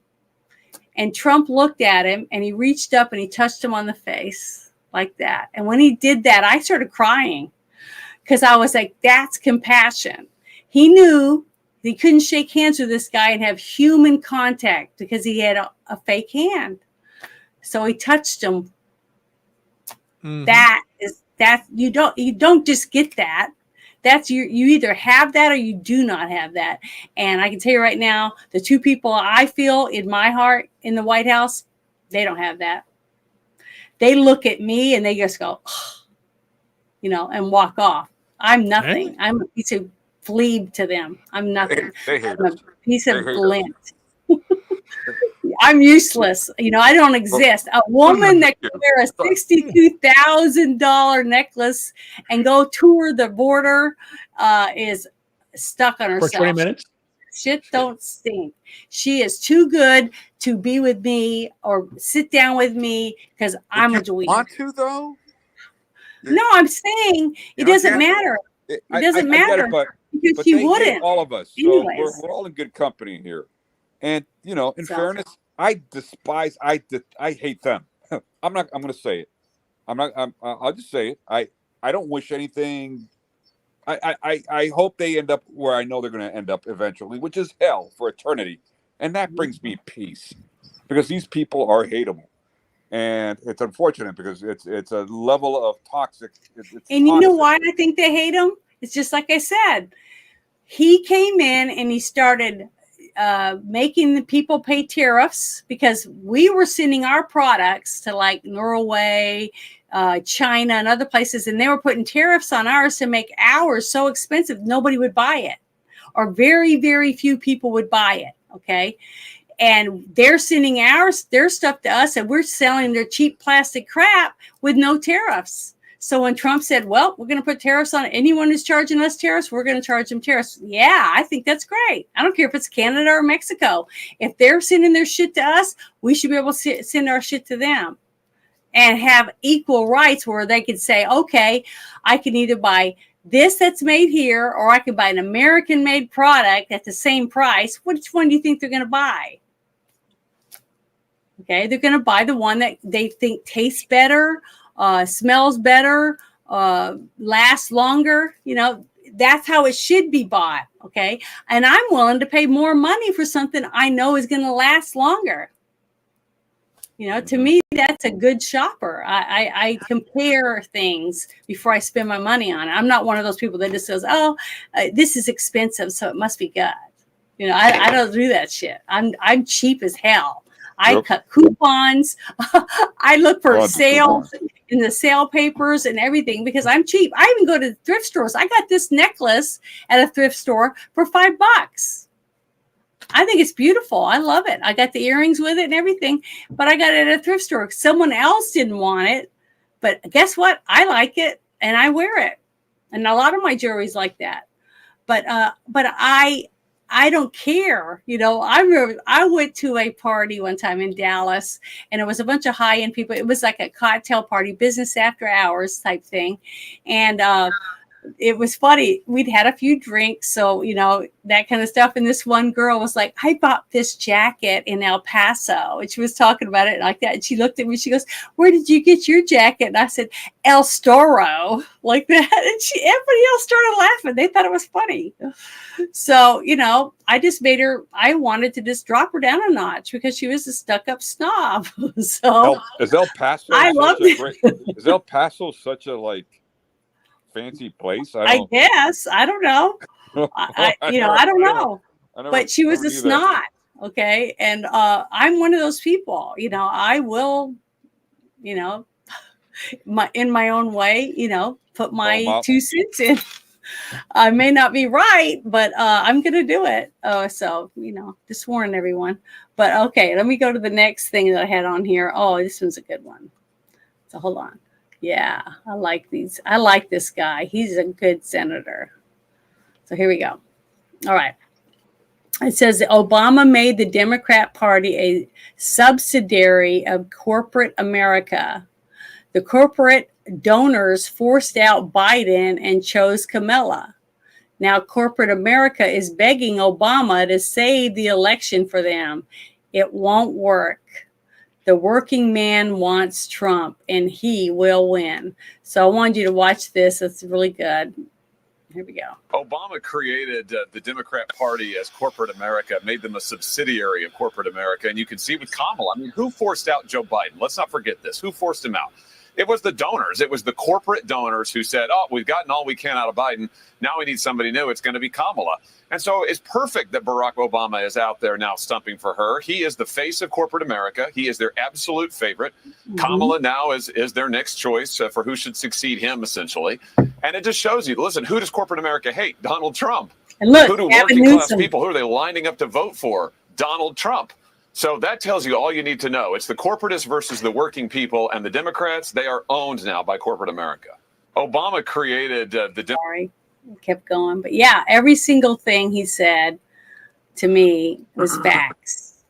All facts, everything he said. And I like this guy. And he ran for office and he won. The people picked him. So, and the thing is, just like I said, when you listen to someone and they're giving you a speech and they're telling you, I'm going to do this for you, I'm going to do this for you, and I'm going to do this for you, right? And then they get in office. What happens most of the time? They do 2 of the things out of the 100 that they said they were going to do, right? Mm-hmm. They let us down and we're disappointed. And then we try to vote them out and get someone else. Sometimes we're able to do that if we have enough people that feel the same way as you do. But most of the time we can't because of this. Yep. They have their hands so far in other people's pockets, not ours. Or they're taking ours too, but they don't have to reach in our pocket. They just take it out of our check automatically. But the other corporations, like the pharmaceutical companies, Tyson Foods, Walmart, all these huge giant companies, Google, YouTube, all of them putting money in the pockets of the ones that can lobby to get them to do stuff for them. Vote for this, vote for that, and we'll make sure you get a nice vacation, that kind of stuff. You scratch my back, I'll scratch your back, that kind of thing. And that's exactly what he just said. Okay, so he's right. But here's the other one that I found that by him too, because I just like him so much. But I like this one too. He is a very good, so far he's proven to me by his actions that he means what he said when he ran for office. He is doing what he said. And there are a few people like him, like Corey Mills, and a few others. I'd have to get my list out with all the names on it, but there's quite a few that are actually doing what they said they were going to do when they ran. And those people are the ones we have to support. As long as they're doing it, we need to push them into the forefront and say, this is what we want. We need more like this person. Another right good here, one's also Ron Johnson. He's a good dude too. Yep. I've been trying to keep a list of the ones that are, because then I look for their information, you see, because if you keep sharing the things that they're doing, it helps them keep their position. You know what I mean? Even though it's not in my state, I still want to support him because he's doing this for my country. That's how I try to look at it. But this is Senator Hawley, and he's interviewing the FBI director, Abbott. So I want you guys, I want you to listen to this. This is a really good, this shows you what I'm talking about, of why I like him, because he means what he says. Stay with you. You just started to answer Senator Blackburn's question that not releasing the 1023 or talking about it as a matter of life and death, question of life and death, you said. Explain. It is potentially a question of life and death for whom? With regard to the source of the information. So, okay, so now we've confirmed that the document exists. That's progress, because the FBI director initially denied that it exists. Why did he do that? We have already and previously acknowledged the existence of the documents. Yeah, after you first denied it. Now, when a member of this committee read it, right, the FBI director, let's just get the record straight. The FBI director initially said it doesn't exist. Then Senator Grassley said, I've read it. Then he said, oh, okay, well, gotcha. I guess it does exist. Now you're going back and forth with members of this committee, what's in it. Why don't you just release it? Is it classified? The document is not classified. Okay. Will you commit to releasing it? Senator, we'll take that back and we will work with you and this committee. How about just a yes or no? Will you commit to releasing this unclassified document that alleges that the President of the United States, has taken $5 million or more in bribes from a foreign nation? The document has already been released pursuant to a subpoena to the House Oversight Committee. Has it been released to this committee? We'll work with this committee within the parameters that are established to meet. Will you release request. the document to the public? It's unclassified. Don't you think the American people have a right to see it? Senator, the document, as you know, contains sensitive information that has bearing on the life of the source of the information, potentially. You can redact the source's name. We do this all the time. In some instances, Senator, and I know you know this, that is not sufficient to protect people. And that's what we strive and work to do each and every day. And I hope you would take that seriously too. Oh, I take it very seriously. But I also take seriously the fact that your institution has repeatedly abused its authority. Okay, what was funny about that? If you listened to that whole conversation, which you didn't get to hear all of it, that was just a portion of it that was very important, though. Okay, Hawley says they have a person that confessed some stuff, and it's in the documents, okay, that Biden took $5 million in bribes from a foreign country, okay? And this person came forward with these documents to prove that he took $5 million in bribes. And this other guy that he's interviewing says, well, we can't release the documents because that puts that person at risk of being killed. Why? You see? But who else would kill him? Right. The only people that would want to kill him was the people that's in the document showing they took a bribe. So basically, that whole conversation is saying we can't give you the paperwork or give it to the public because the Biden administration will kill this guy. Basically, I mean, common sense. Think about it. That's exactly what I got out of that whole thing, and I'm not a college graduate. Isn't that what it sounded like to you now that you listened to what they were saying? We can't release his name because, you could take his name out. But if this gets out, he's going to, that doesn't always work. So now this person is probably in whatever they call it, where they hide people. Hillary protection. Whatever. Hildebeest is going to be coming up and knocking on your door. It's not her, but it's the Bidens. They're not happy because witness protection program. Yeah, witness protection. Yeah. So basically, that's what to me, that's exactly what it said. That's the only thing that bing. We can't release this stuff because Biden will have him killed. Well, that agent is a jerk off, though. That agent's a fucking jerk off. I mean, no, dude, you need to. This is what I hope when my lips to God's ears, Trump gets in there, he takes a battle axe to this shit. No, we're done with this shit. You agent jerk off, give me the fucking name. We'll redact it. Give me the information. Well, that's not good enough. Nobody knows shit about the guy. All right, it's a fucking black mark over him. Nobody's gonna know who the guy is. Well, he is protecting. We won't know. He's protecting Joe Biden. You and me know. We won't know who the guy is that gave the information out, but people that work for Biden know who it is. Okay, and they already do know. So now they're just waiting around and twiddling their thumbs for this guy to get hit by a bus, die in an airplane crash, get shot because he's getting robbed or something, just like what happened to that poor young guy that took the stuff from the Democratic Party when they found out that they were putting Hillary in there and pushing, what was his name? Bernie. Yeah, Bernie to the side, and that they were lying and cheating and wheeling and dealing to put Hillary in. And he got mad because he knew it wasn't fair what they were doing. And he released it to WikiLeaks. What was the name of that guy? That poor kid got shot, supposedly, in the back of the head twice.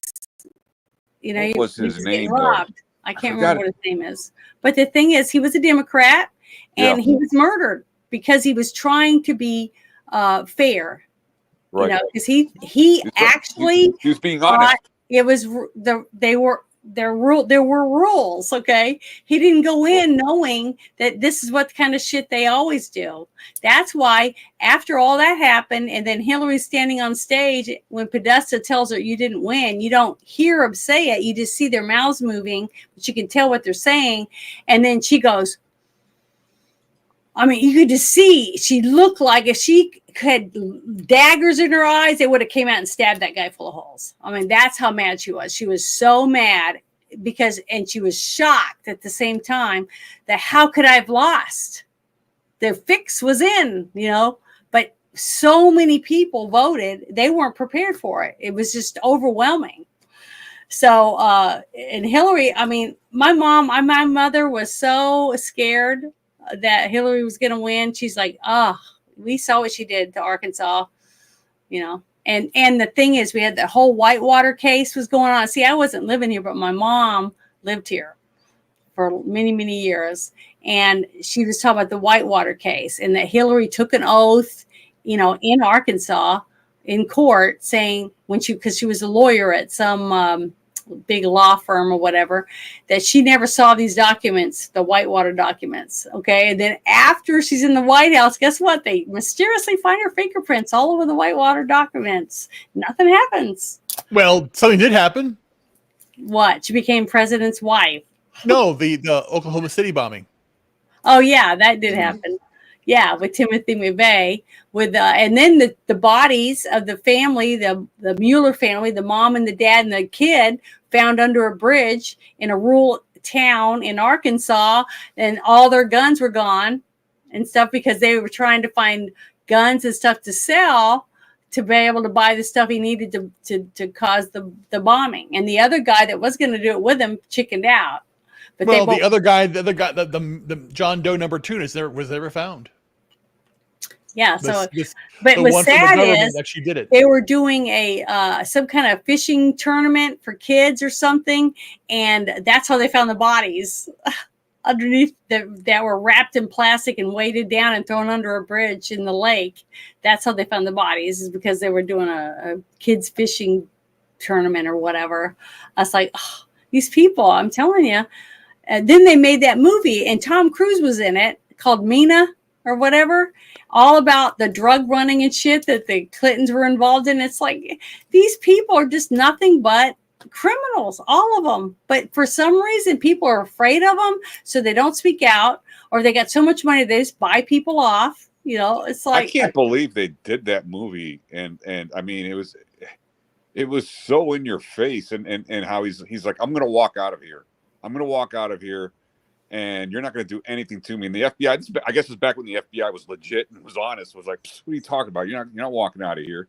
You're going to jail, pal. And it's like, I'm walking out of here. Watch. And he gets a phone call. It was Bill Clinton who made the phone call and got him out of FBI custody. It was just, and then like, let him go. And they're looking at him like, you know, the one guy saying let him go, and the other two are like, what do you mean let him go? Like, let him go. Trust me, he's clear. I'm like, what? Hey, does the law not matter? But like you were saying, Janet, the laws don't mean shit if they're not going to be enforced. Mm-hmm. It takes integrity. It takes honor. It takes what's honesty. Really sad is they don't enforce laws that we really need for all of us. You know, the people that live with the laws around them, right? But the people that can just walk through, you know, like Hunter Biden and other people's rich kids or whatever, can just, you know, do whatever they want. Like Hillary Clinton can have an illegal server in your bathroom with stuff that documents that she's just putting in the machine, saying, well, you know, I don't, you know, I just got to be real careful about making sure I don't drop this document anywhere and China's reading it, you know, because she's making sure China gets all the shit they want. And then she sells all that uranium-1, you know, to Russia. Yep. And then she runs against Trump, and she gets everyone, almost all of America, to believe that Trump is the one that's colluding with Russia, when the whole time it's Hillary. Well, you know? we're seeing the same gaslighting now to some degree or another with Kamala. When she gets up there and she says she's drunk. Oh, Seth Rich. That was Rich. his name. I was going to say Jack Rich. Seth Rich was the kid, yes. But we're watching this shit with like Kamala talking about how Trump is hiding. He sounds drunk. Well, no, Joe Scarborough is saying that Trump sounds drunk. When it's obvious, it's like fucking obvious, because it's been going on for the better part of almost a month now. People laughing at Kamala on Twitter, X, whatever, saying she's drunk, she's high, and they're still doing it because she sounds it. So they're going off into like the MSC stratosphere, MSNBC stratosphere, or whatever, hoping that people aren't listening to what we're posting on there, which is the truth, and say, "Oh, Trump sounds drunk," when he doesn't even fucking drink, or saying that he's hiding when he's everywhere. Meanwhile, she ditched the Al Smith dinner, and he showed up and destroyed her, and yet still they put out the statement. It's like watching that episode in South Park where Eric Cartman gets his ass kicked by the Wendy Testerberger and proclaims victory. It's just fucking weird. It makes zero fucking sense. Dog man. I'd rather face Dog Man than Hillary. You mean Bear Pig Man? Yeah, Dog Man. He said, "Who would you rather face in the dark, Janet? Dog Man or Hillary? I'll take the cryptid any day of the week." You see, I would rather meet Dog Man in the dark. I think I'd have a better chance of living. Sorry. Go ahead. I thought you talked about Man Bear Pig from, which is also South Park. But Yeah, the Dog thing- Man. Yeah, I remember that too. I love South Park. I think South Park, the guys are the two guys from Canada are geniuses. And the show's still going, isn't it? They're not from Canada. I thought they were. I thought No, Trey they're from was Colorado. from Canada. No. Oh, They Colorado? rag on Canada. Yeah, they're Colorado. okay. Coloradoans. Oh. Yeah, I just thought they like were to rag on everybody, and it's like if you're like a smug, arrogant. It's fuck, just that the heads popping up and down. The Canadians, they don't have a normal mouth. It's like a big gaping hole, and top of their head just bounces around on the bottom part of it. It's just weird. Just little things like that. So I thought maybe they were from Canada. I didn't know, but No. yeah, it's funny. Well, that's the one. That's what the Canadians look like because they're kind of like they're dehumanizing them in a way. I don't know why they hate Canadians so much, but it's funny. Yeah, that show, Oh Canada, that they Yeah. that one that they did, I thought was pretty funny. And then they did another one, and we did a review on one of the movies. I can't remember what it was called. There was like 3 movies that they made. But this is another thing I would like for us to watch, because this was pretty nice. Just like you were saying a while ago, is that it's funny how if you go back and look at 2016 and you see the rallies that Trump had, I mean, massive rallies, tons and tons of people. And he wasn't shelling out money to everybody. Come to my rally. Here's $25. Come to my rally. He didn't have to do that. People were going. They were paying their own gas, buying tickets, flying planes, everything just to go and be around. And some of them didn't even get to go inside. They were outside having to watch it on a big jumbo screen. But every one of them were packed with people, hundreds and hundreds and hundreds of people. Then they'd show Biden, and they had circles on the ground with a chair and a person sitting in it with a mask, and there's like 25 people. Pathetic. And then the other times they're showing videos, and he's in his basement or whatever, and then he got 81 million votes. So it's shocking to me. I mean, the audacity of it is shocking to me. Yeah. But this guy, I've been watching him, Tom McDonald. He's a rapper basically, and him and his girlfriend she's his producer or whatever, and helps him make his videos and does all this stuff, which is great. This right here, this couple proves that you could become an overnight sensation, make a lot of money, and run it all yourself. You don't need a big record company. You don't need any of these people. Like P. Diddy was using all these people, and that's how he blackmailed them all. And this couple, basically, him and his girlfriend, have done his whole career, and he's very successful, and hundreds of thousands or millions, I guess, of fans that buy his records and stuff because they like what he has to say and what he sings about, because they all feel that way. A lot of us do. I don't know if you guys listen to any of his music, but a lot of his songs I really do like. But I thought this was great. He went to a Trump rally, and these are some of the pictures that he took right here, that he got autographed by Donald Trump. It's one of his You Missed song. Did you guys hear that one yet? I can't play it because this guy. Yeah. I might get in trouble for copyright stuff on YouTube. But look, see, Donald Trump autographed it for him, and he got pictures made with lots of his fans while he was at the rally. I just thought it was great. I think it's great that he got to go, and that him and Kid Rock and other people that don't need to be backed by Hollywood or the movie industry or by music industry or anybody else, they aren't ashamed to say, we love Donald Trump and we're supporting him. We believe that he's doing what's best. James Woods, more and more of them. Well, James Woods been very verbal. Glenn, what's his name? Greenwood. He's another singer. A lot of people have been brave since the very beginning of Trump. They've backed him all along. And then you've had other ones that said, yeah, whatever. And then they backed off. Okay. To me, the DeSantis people. Okay.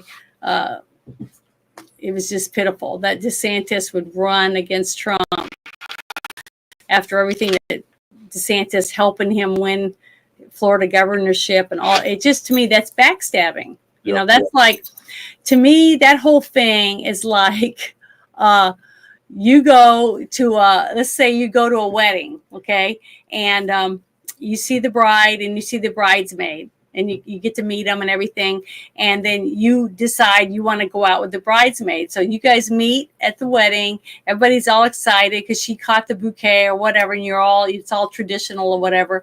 So then you go and you decide you want to marry the bridesmaid, so you're going to propose, but then you find out that she's sleeping with the husband of the other woman that was at the wedding. See, it's like, you know, that's what you're getting with all of this mess that's going on with, you don't know who to trust. You know what I mean? You think you trust somebody, but as soon as you start putting your eggs in that basket, they all start breaking them. Bam, bam. Because all the shit starts piling out. It's like you can't turn any direction and not see some kind of corruption somewhere from someone.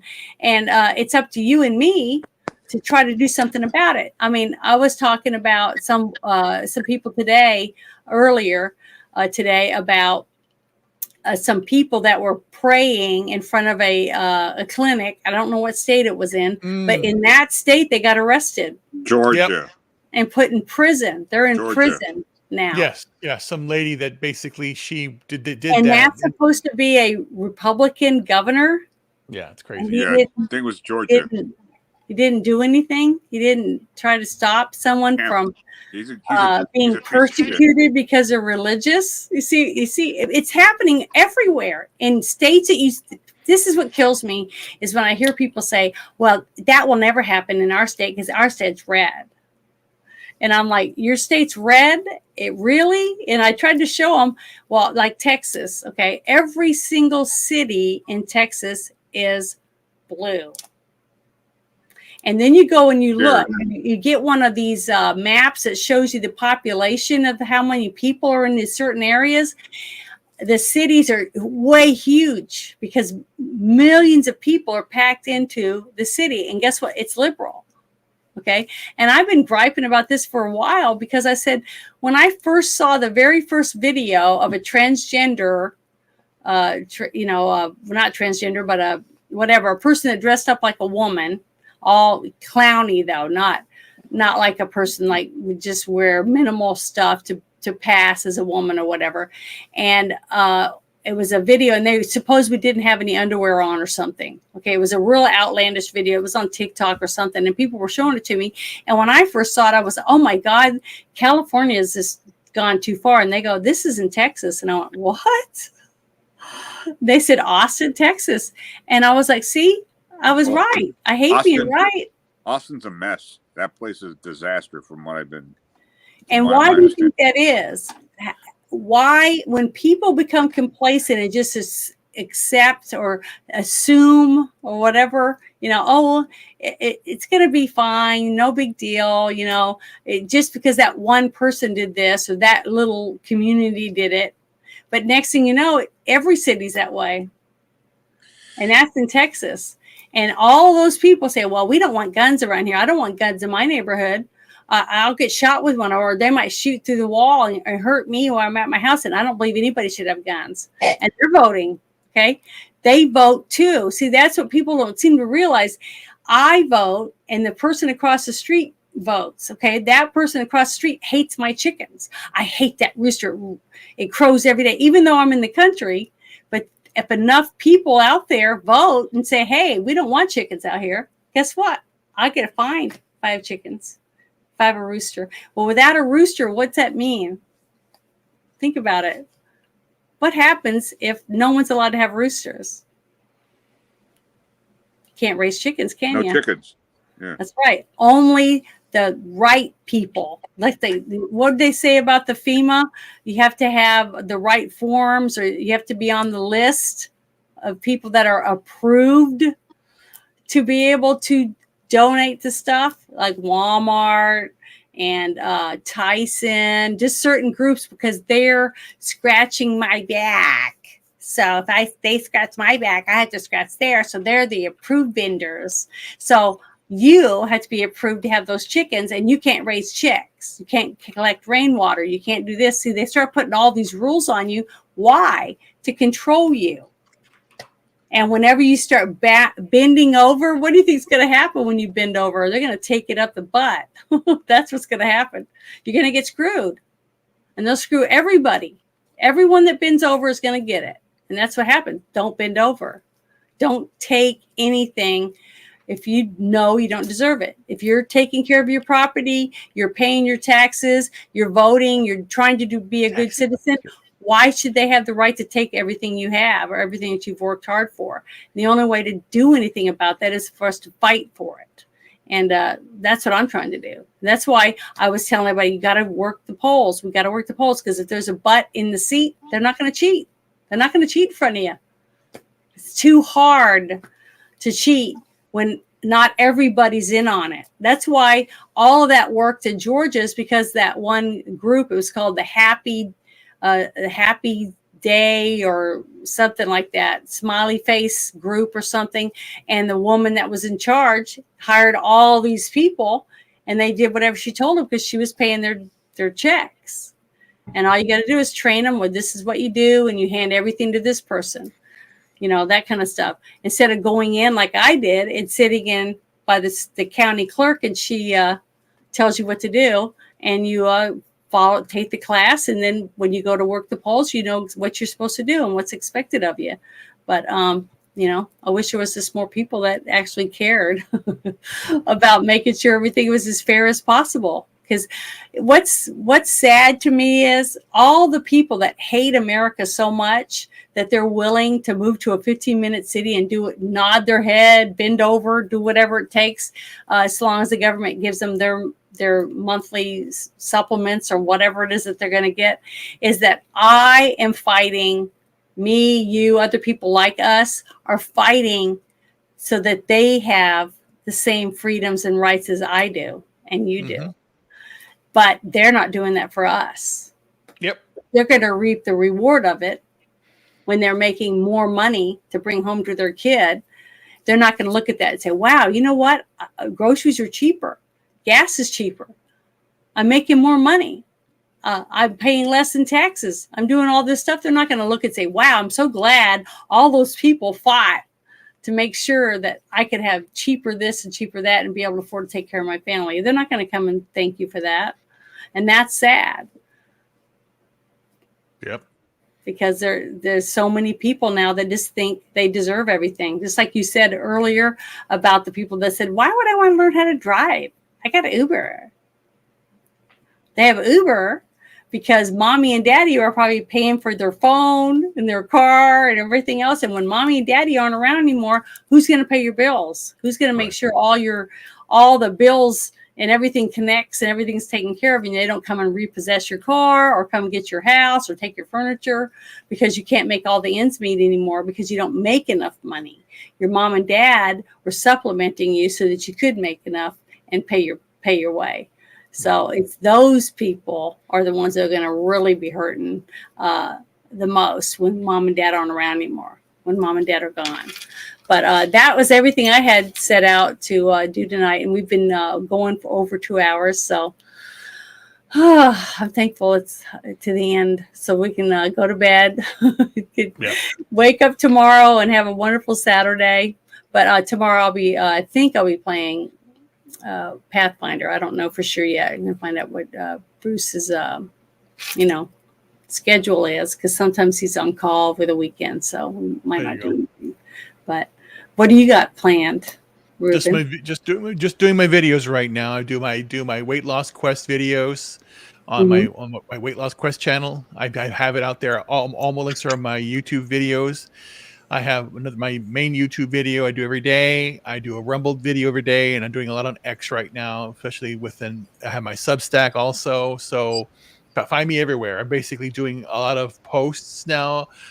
Back in the chat there, you had my recent post. I'm doing videos tonight, posting them tomorrow, so follow me there. So right now, all I'm doing is I'm waiting for my money to be released so I can get my stuff safely, and then I'm preparing my bags. I'm going to have my bag of my clothes, my bag with my computer and electronics, and my bug out bag, because I'm ready to just ready to go, get it done. Well, I'm going maybe playing a game tomorrow, and then Sunday, our movie is The Witches of Eastwick that we're going to watch, and then we're going to review it. But I wanted to play a video from my channel that I put out this morning. I got changed in my costume and stuff, and made a video, and I want to share it with everyone so that if anybody's interested, I would like for you to join me on Halloween on Team Shit Show. So I'm going to share this video real quick so everybody can watch it. Hopefully we'll have a good turnout, and it'll be a lot of fun. So here you go. I'm going to play this for everybody. Whoops. Get ready for a spine-chilling Halloween night with me, Janet from Another Planet, as I have a few guests and share scary encounters and unsettling tales of ghosts and ghouls and all things that go bump in the night. It's an evening filled with the stuff of nightmares, perfect for All Hallows Eve, Halloween night at 8 p.m. Central. Hope to see you there. Get ready. So there you go. If you're interested and you think you have a good scary story that you might want to share, please send me a DM on X or on my Discord or wherever, you can get hold of me on TikTok or my Instagram, and let me know what your story is going to be about, and I'll schedule you in, because we'll start at 8 p.m. and I'll try to keep them, like 15 minutes or maybe 20, depending on the type of story you have. But and if you want to wear a costume, you can. It would be great, because it is going to be Halloween. But you can just use an avatar if you don't want to be on camera. That's fine. I understand. I'm not going to get mad at you for it. But I think it'd be fun, and I just want to have a great time and enjoy ourselves for a change as adults. Get to be, dressed up or whatever. I think it's going to be fun. So that's what I got planned. And hope everybody has a great weekend. That's it. I don't have anything else going on. So you guys have a great time, and thank you so much for hanging out with us tonight. And I hope that you learned something you might not have known already. And hopefully you'll share some of the information if you thought it was interesting and you think that people should know about it. So thank you so much. And I'm going to close out with my favorite video as of right now. So have a great evening and a great weekend.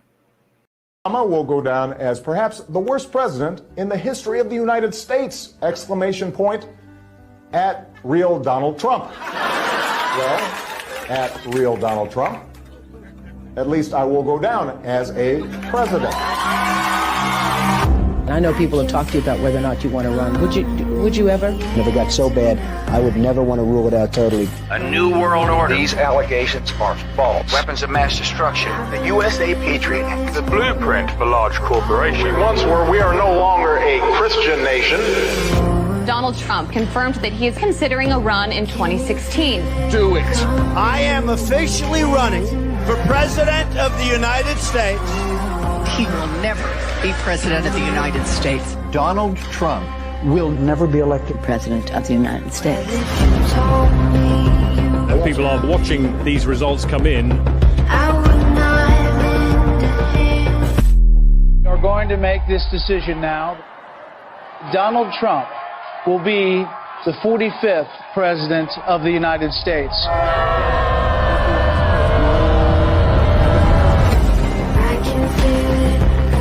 Does it ever seem to you that President Trump has done more than any president in modern history? And in the 10 years I've been involved in politics, I've never seen an administration hit the ground running like this. I could spend the rest of the hour laying out the accomplishments under the Trump presidency, despite everything thrown at him. The market just had its 12th straight record close. Taking action to save as many kids as they can. We were energy independent under the Trump administration. More Americans reported being employed than ever. Helping those who have served our country in the military to get access access to mental health care. The Great American Outdoors Act is the largest single piece of legislation to support our national parks and public lands. Created more than 7 million good-paying jobs. Websites can be held liable in court for having sex trafficking content. The Abraham Accords, which for any other president would have been multiple peace prizes. America did not enter into a foreign war. The employment rate in the U.S. fell to 3.5%. The First Step Act eases federal sentencing for nonviolent offenders. Increased funding for historically black colleges and universities. Allows terminally ill patients easier access to experimental drugs. Kept the inflation rate low. Honored with the Bipartisan Justice Award. Had a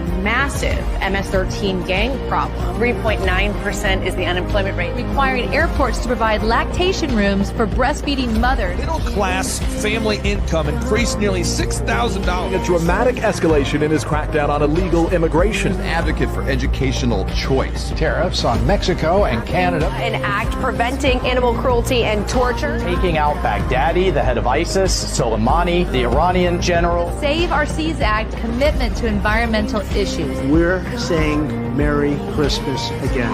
Community development in low-income urban and rural communities. Help us to remember the importance of fighting off tyranny. Pulling out of UNESCO, the World Health Organization, the Paris Climate Accords, reassessing NATO and the United Nations. Stood up for Christianity and the Constitution more than any president in American modern history. We are stopping the attacks on Judeo-Christian values.